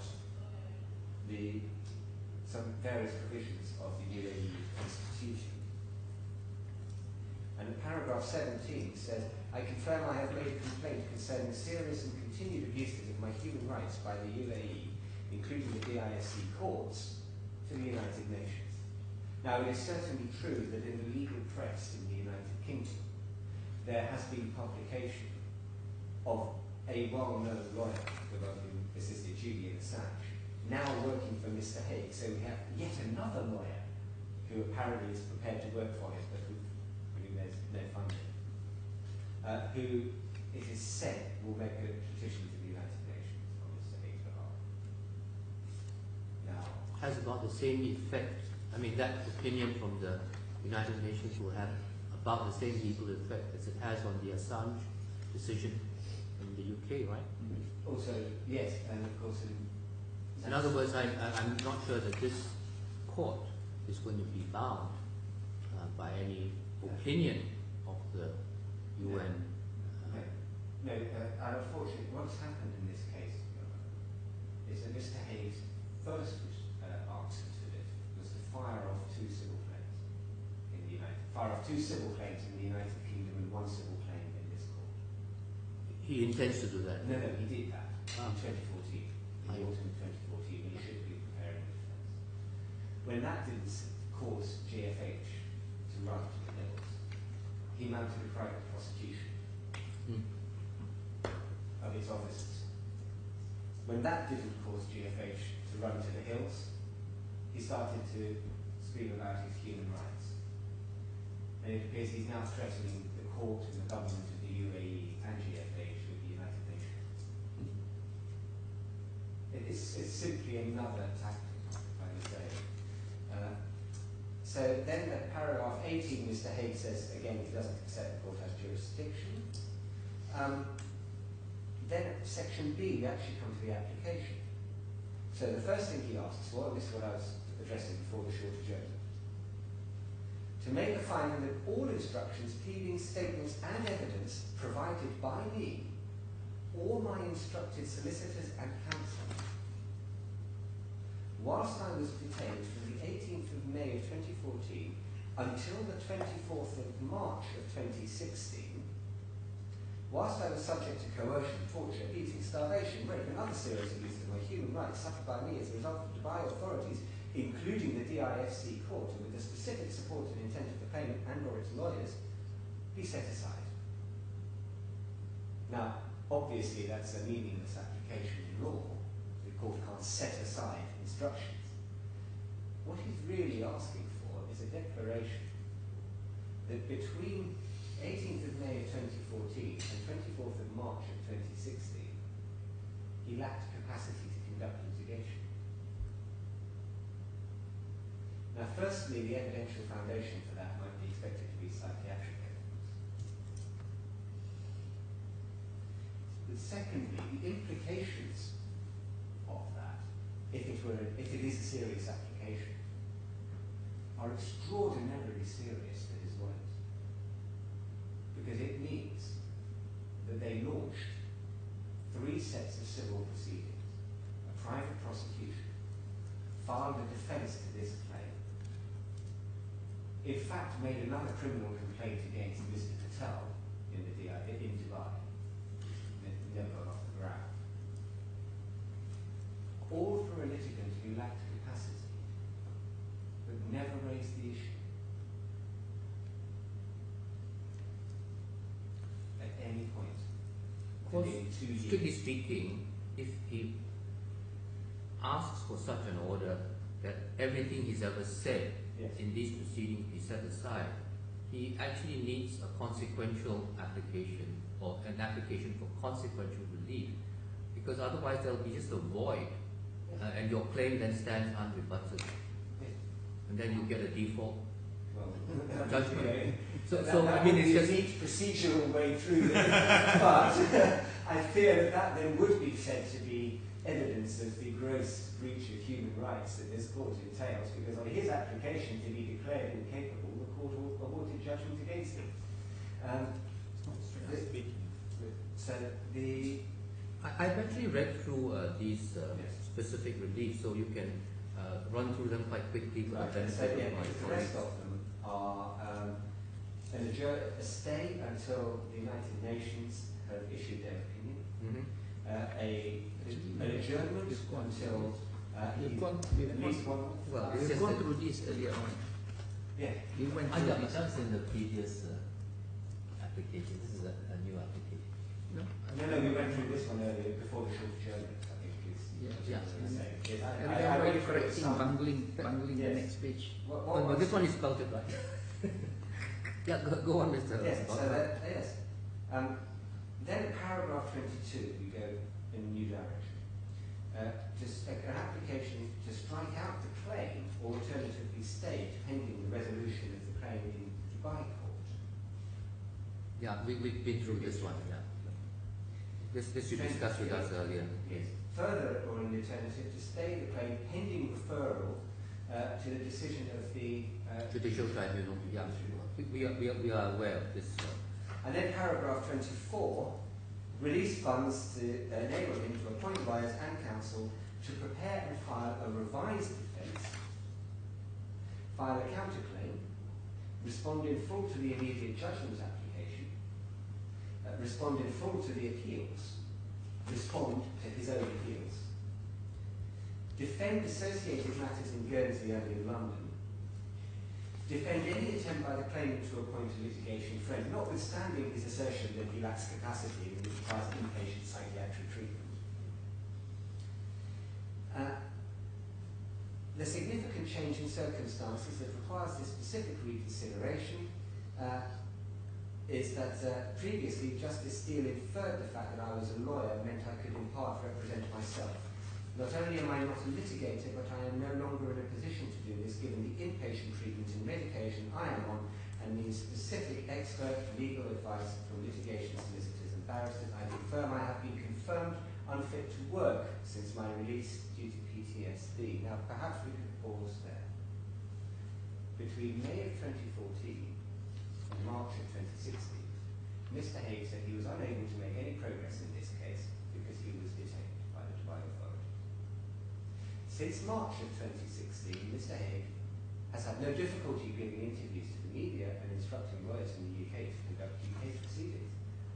But he has been debilitated by his mental illness and is now unable to progress matters because he is an inpatient. That's the effect of his application. Then paragraph 25, to release such frozen funds as reasonably necessary to enable me to obtain local Dubai legal counsel to seek a retrial Of which case? of his criminal prosecution. Right.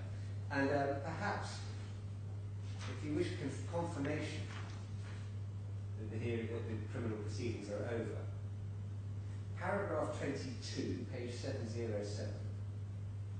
In the middle of the paragraph, there's a set of numbers, which is the case number, case reference, which he claims is the civil claim.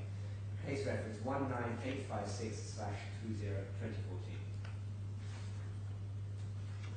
Over the page, paragraph 25, the middle second line down, the criminal case number for which he seeks a retrial is 2014/19856. Now, I don't know whether he was hoping the court would notice that's the same number inverted, but it is.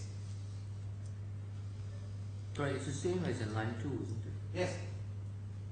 This is the same case reference. Mm-hmm. So he asserts in one breath that the court must stay proceedings because of the existence of this case, and in the next breath that he needs to seek a retrial.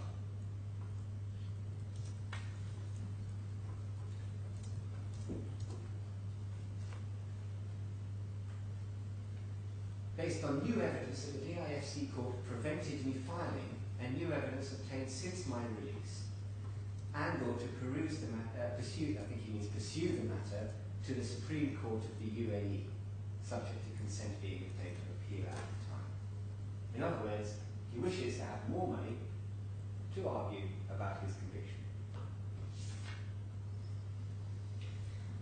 Further funds to be released as reasonably necessary to enable me to obtain local Dubai legal counsel to seek to represent me on the civil element of the case 2014-19856.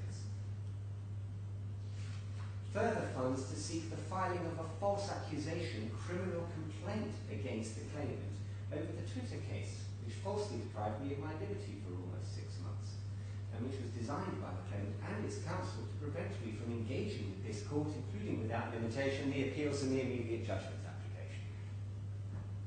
Now, of course we deny the allegation, make that clear for the record, but he wishes now to launch a yet further set of collateral proceedings.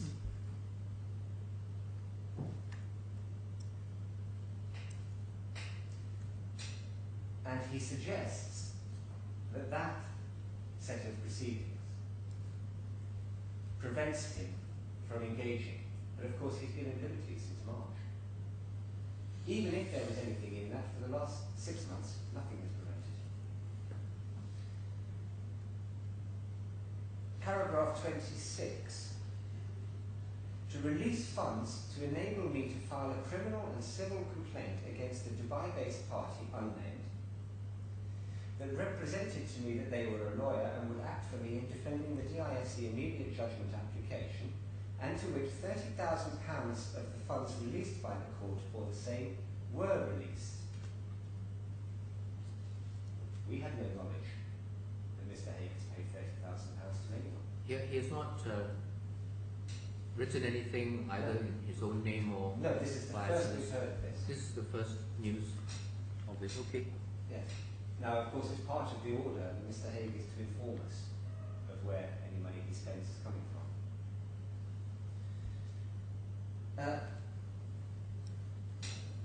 Who has since absconded with the funds, and I understand is a well-known con man resident in Dubai who has done the same repeatedly with the assistance of certain members of Dubai police. But no idea of who this individual is. You might think that the very least that such an application of this nature might contain is the name of the individual who it is suggested has stolen £30,000.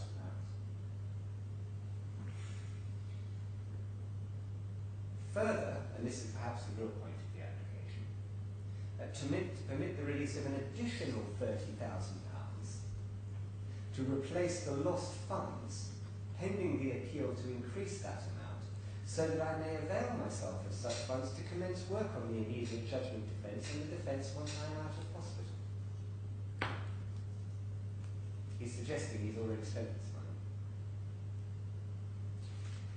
27, he seeks to order the registrar to respond to his letter of 17th July.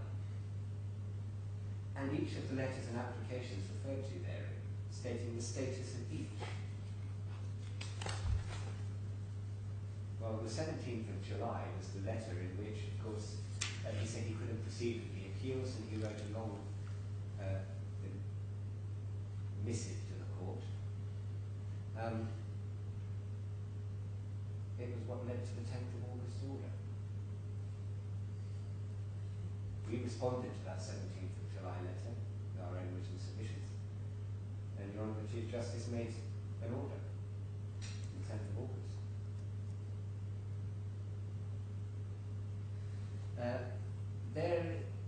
What he says is, this is required as the registrar, or rather Mr. Team appears to say, she did not receive applications that she did in fact receive, or that I did not complain about conditions and treatment, when of course I did, and this will be recorded on the prison phones. There is therefore serious concern over this most important matter. The DIFC court is meant to be a professional, impartial, independent and competent court. The losing and misplacing of letters and applications and requests by officers that I breach the court's orders, breaches of Dubai law and procedure is serious and must be investigated urgently.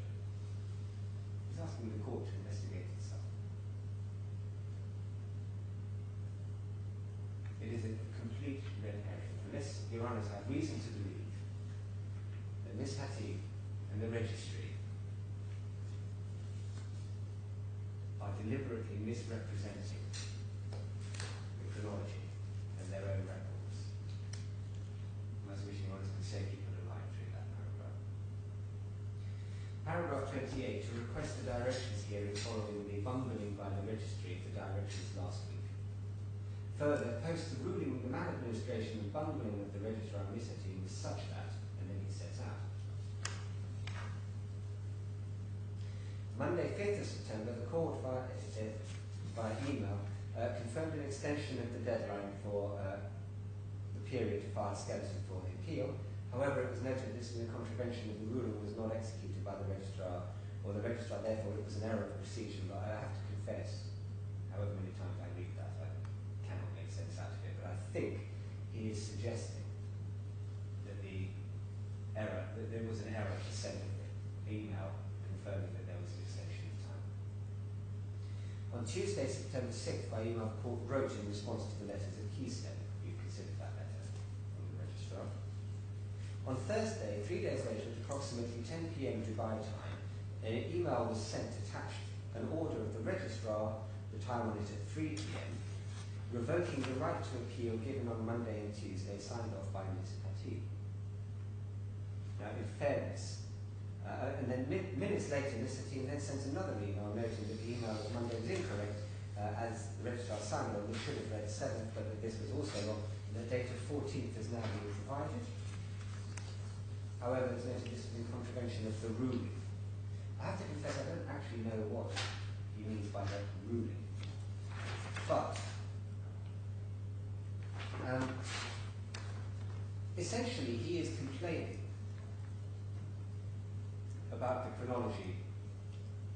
And he says, it is my submission that it is now wholly confusing as to what is to be filed and when, and whether or not the judicial authority, as opposed to an administrator, has approved these changes, which are in direct contravention of the written and signed orders of the Chief Justice and the Registrar.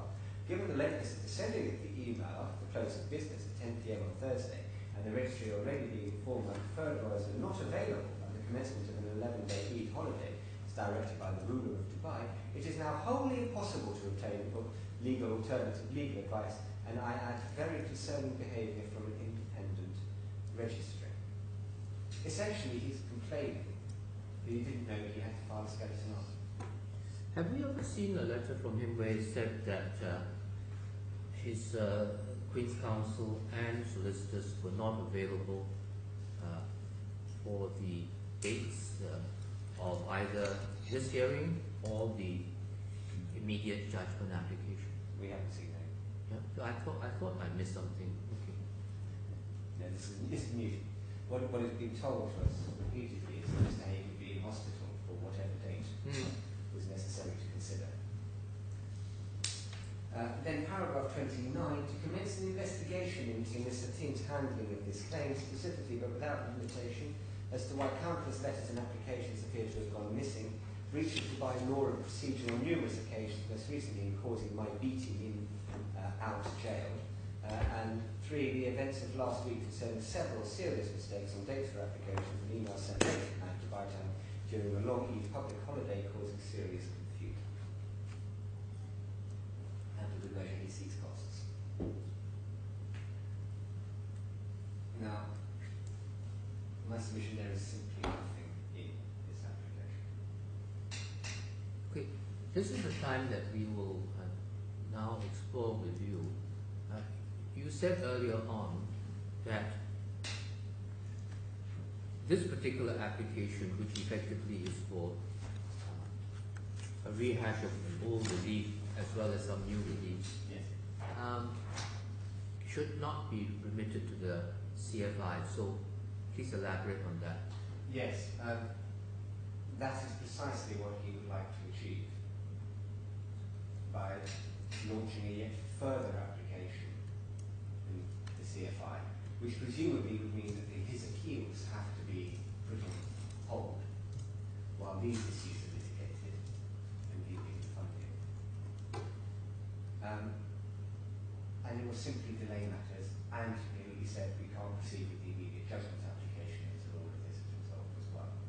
If there is, as I say, nothing in this, and there really isn't, No, but we're not talking about substance. We're talking about procedure and jurisdiction. then the question arises whether Your Honours can simply dismiss this application or deal with it. No, I mean, we have to deal with each one. Even if we dismiss it, it's dealing with it. Yes. So the question is whether the decision on this application Yes. is dealt with at this level or at CIF level, sorry, CFI level, and you're going to explain to us what the authorities are, either by reference to the rules or English practice or anything. By English practice, this happens in criminal practice on a fairly regular basis in the field of judicial review and criminal appeal. But it must have a statutory basis. Well, there are two different divisions. Yeah. One is the divisional court, which has jurisdiction to conduct judicial review in limited circumstances in criminal cases. The other is the Court of Appeal Criminal Division, which has jurisdiction to conduct appeals against convictions. It is far from unknown that procedurally a case is unclear whether it's an appeal or a judicial review. But the same judges sit both in the Court of Appeal and in the Divisional Court. But I don't see this as an application for judicial review. No, but what I was about to say was that if one appears in the Court of Appeal and it's abundantly clear that the case needs to be in front of the Divisional Court, then the court simply constitutes itself the Divisional Court, because it's the same judges. Now, we have in this court the luxury that each of Your Honours, as well as being an appellate judge, is also a CFI judge. So if you're content that there is nothing in this application, then to avoid the unnecessary costs and delay of coming back on another day to say there is nothing in this application, if you're not satisfied to deal with it as the Court of Appeal, and I'll come back to that in a moment, but if you're not satisfied, then in my submission you can constitute yourselves the Court of First Instance. Procedurally, look at the application. There is a number there, CFI 022014. I don't know what that is. Well, that is the registration. That's your case, isn't it? Yes, that's that's GFH. Your case, isn't it? Yes. So this application is made pursuant to that case. Yeah. No. Well, the thing is, And in the CFI. yes, but the same is true of his other two applications. Yes. If one looks at the case references, the same is true. If one works on the basis of the case references, then the same is true of his two applications. For But that possibly is because he's appealing from the ruling of the registrar. And when you appeal from the ruling of the registrar, it goes to the CFI, not to the Court of Appeal. Not his first, behind Bible 36, which is his appeal against Your Honour's ruling, Your Honour's order of the 10th of August. He can't get everything. He may not have got everything quite right, but. Well, this is the point. But assuming that this new application is intended for and would normally be dealt with by the CFI, can you assist us with some reference? You are probably more, or you are certainly more familiar than with the English White Book. And our difficulty is that with the Dubai rules, we don't actually have an index, so it's not easy to find what you want to look for. A few moments to research it. No, but I'm thinking of cases where, I mean, again, in the jurisdictions where Justice Zaki and I come from, we have a provision that in the Court of Appeal, the Court of Appeal has always got the same powers as the court below. In anything that the court below could have done, the Court of Appeal can deal with. And the only thing is here that it's actually a new matter, but it arises out of.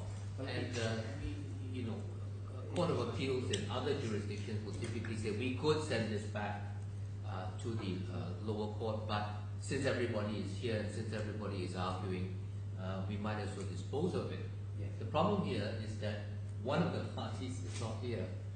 If the parties is here, I wouldn't hesitate to make a decision. Well, if Mr.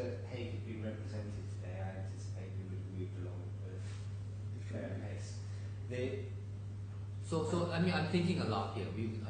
I haven't consulted my colleagues on it, but I'm just letting you know so that you can contribute your comments. Yes, on that matter, Mr. Looms is currently researching regarding IFC as we speak, the online version. Yeah, we could stand this down for a few minutes, but what I do know, if it assists you, this court does have the same broad appellate jurisdiction that one finds in most common law countries.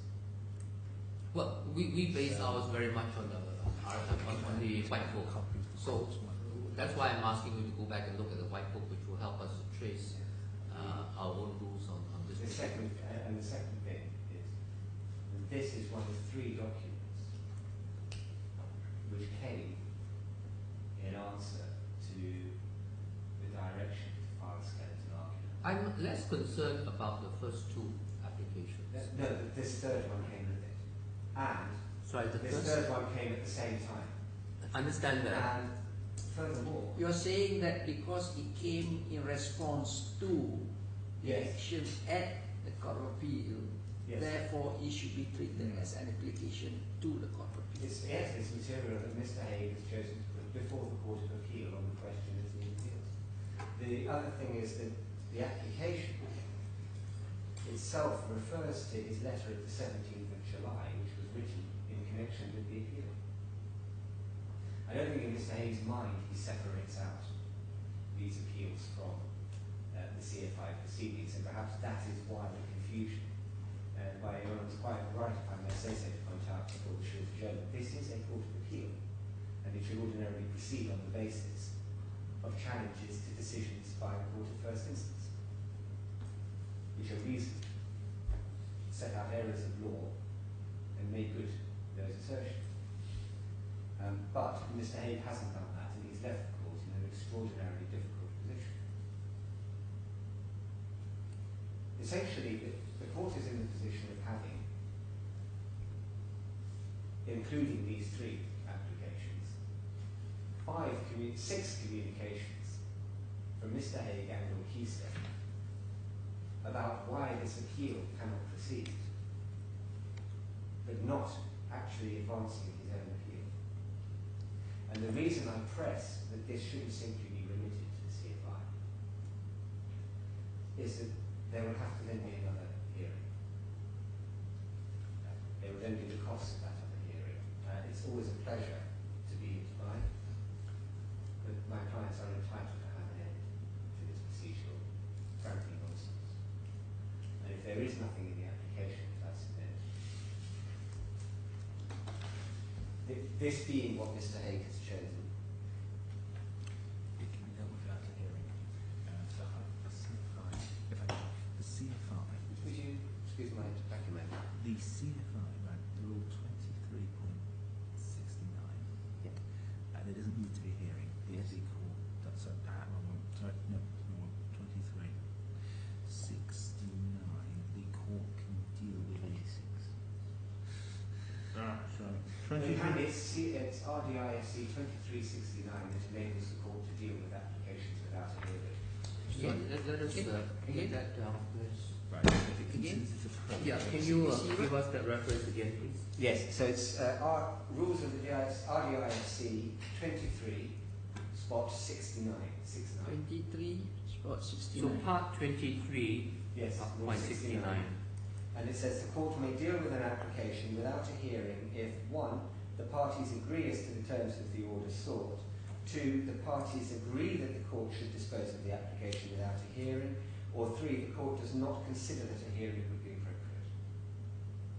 That's the problem. The Chief Justice said the parties, if the parties are here, you wouldn't But the third one is if the court considers that it's not appropriate. not appropriate. So that is the summary. Essentially, that's the summary jurisdiction. No, but we have had a hearing of sorts. Yes. So the question is whether or not we feel comfortable with actually making a decision. Yes. Now, as I said, Without hearing further from Mr. Haigh yes, or his representatives. and in my submission, they've gone out of their way to not help the court. Yeah, but Mr. Haigh will say, I filed this in, I expect the court to fix another day for me to appear. Yes. Because Yes, that's the precisely the problem. point. He will say that. That's precisely the point, Your Honour. What Mr. Haigh will keep doing is keep filing applications and saying, I expect the court to fix the date. And if the court fixes a date for this application, we'll file another one that prevents this one from progressing. In exactly the same way that he tried launching proceedings all over the place, to put too fine a point on it, and then abandoned them when he was challenged. Yeah, but he's in his application also, he says he doesn't expect to be fit enough to appear Oh yes. for another 6 to 7 weeks. Yes, and then when your court fixes a hearing in 8 weeks' time, or 10 weeks' time, he'll find that his treatment takes longer than expected, or he has an accident, or some other difficulty. Let's adjourn. Yeah, if you have nothing else to with which to assist us at the moment, perhaps we could adjourn. Now, what I suggest is we have to discuss it amongst ourselves. We may try and do a little research on our own. If you could help us with research on the fate of the Dubai civil claim, sorry, the Dubai court's civil claim or civil claim element of that criminal case, so that we can get that information onto the record. Would you be available sometime tomorrow for a short further hearing just to wrap up in case we have questions or you have further contributions to make? You have to go leave. Our flights are booked for tomorrow morning. Tomorrow morning, is it? Yes. Perhaps I should address Your Honour what we ask for other than simply dismissing the appeals. We ask Your Honour to dismiss or strike out the appeals. We ask Your Honour to dismiss these 3 applications or simply not grant the waiver of the application fee. Okay, sorry? Not if Your Honour don't grant the waiver of the application fee. Waiver of application fee. Then that's an end of it. The applications aren't in conformity with the rules, they can be dismissed on that ground. The immediate judgment is listed for the 16th of October. We would invite the court to emphasise that that is the date fixed. It has been fixed for a long time. It was fixed independently of this funding appeal, and there is no reason for it not to go ahead on the 16th of October.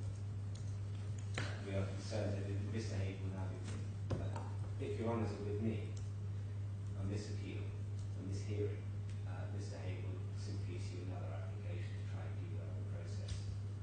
You can't stop him from doing that. There are, we have So my concern is that we cannot stop. Whatever we may arrogate to ourselves to have power to decide, I don't think we can bind the trial judge who's going to hear the immediate immediate judgment application as to how or what he should allow or not allow. Obviously, it will depend on the circumstances prevailing at that time. And as my colleague Justice Zaki has said, at the material, you can't stop a party from making an application. The trial judge may take the same view as us, or he may take a different view. So we can't, I think, determine in advance what applications he can't make. That's the point. I mean, it may, if the application is plainly without merit, or it is effectively a res judicata in some way, perhaps then that will be taken care of, but it will have to be taken care of by the judge actually hearing the application.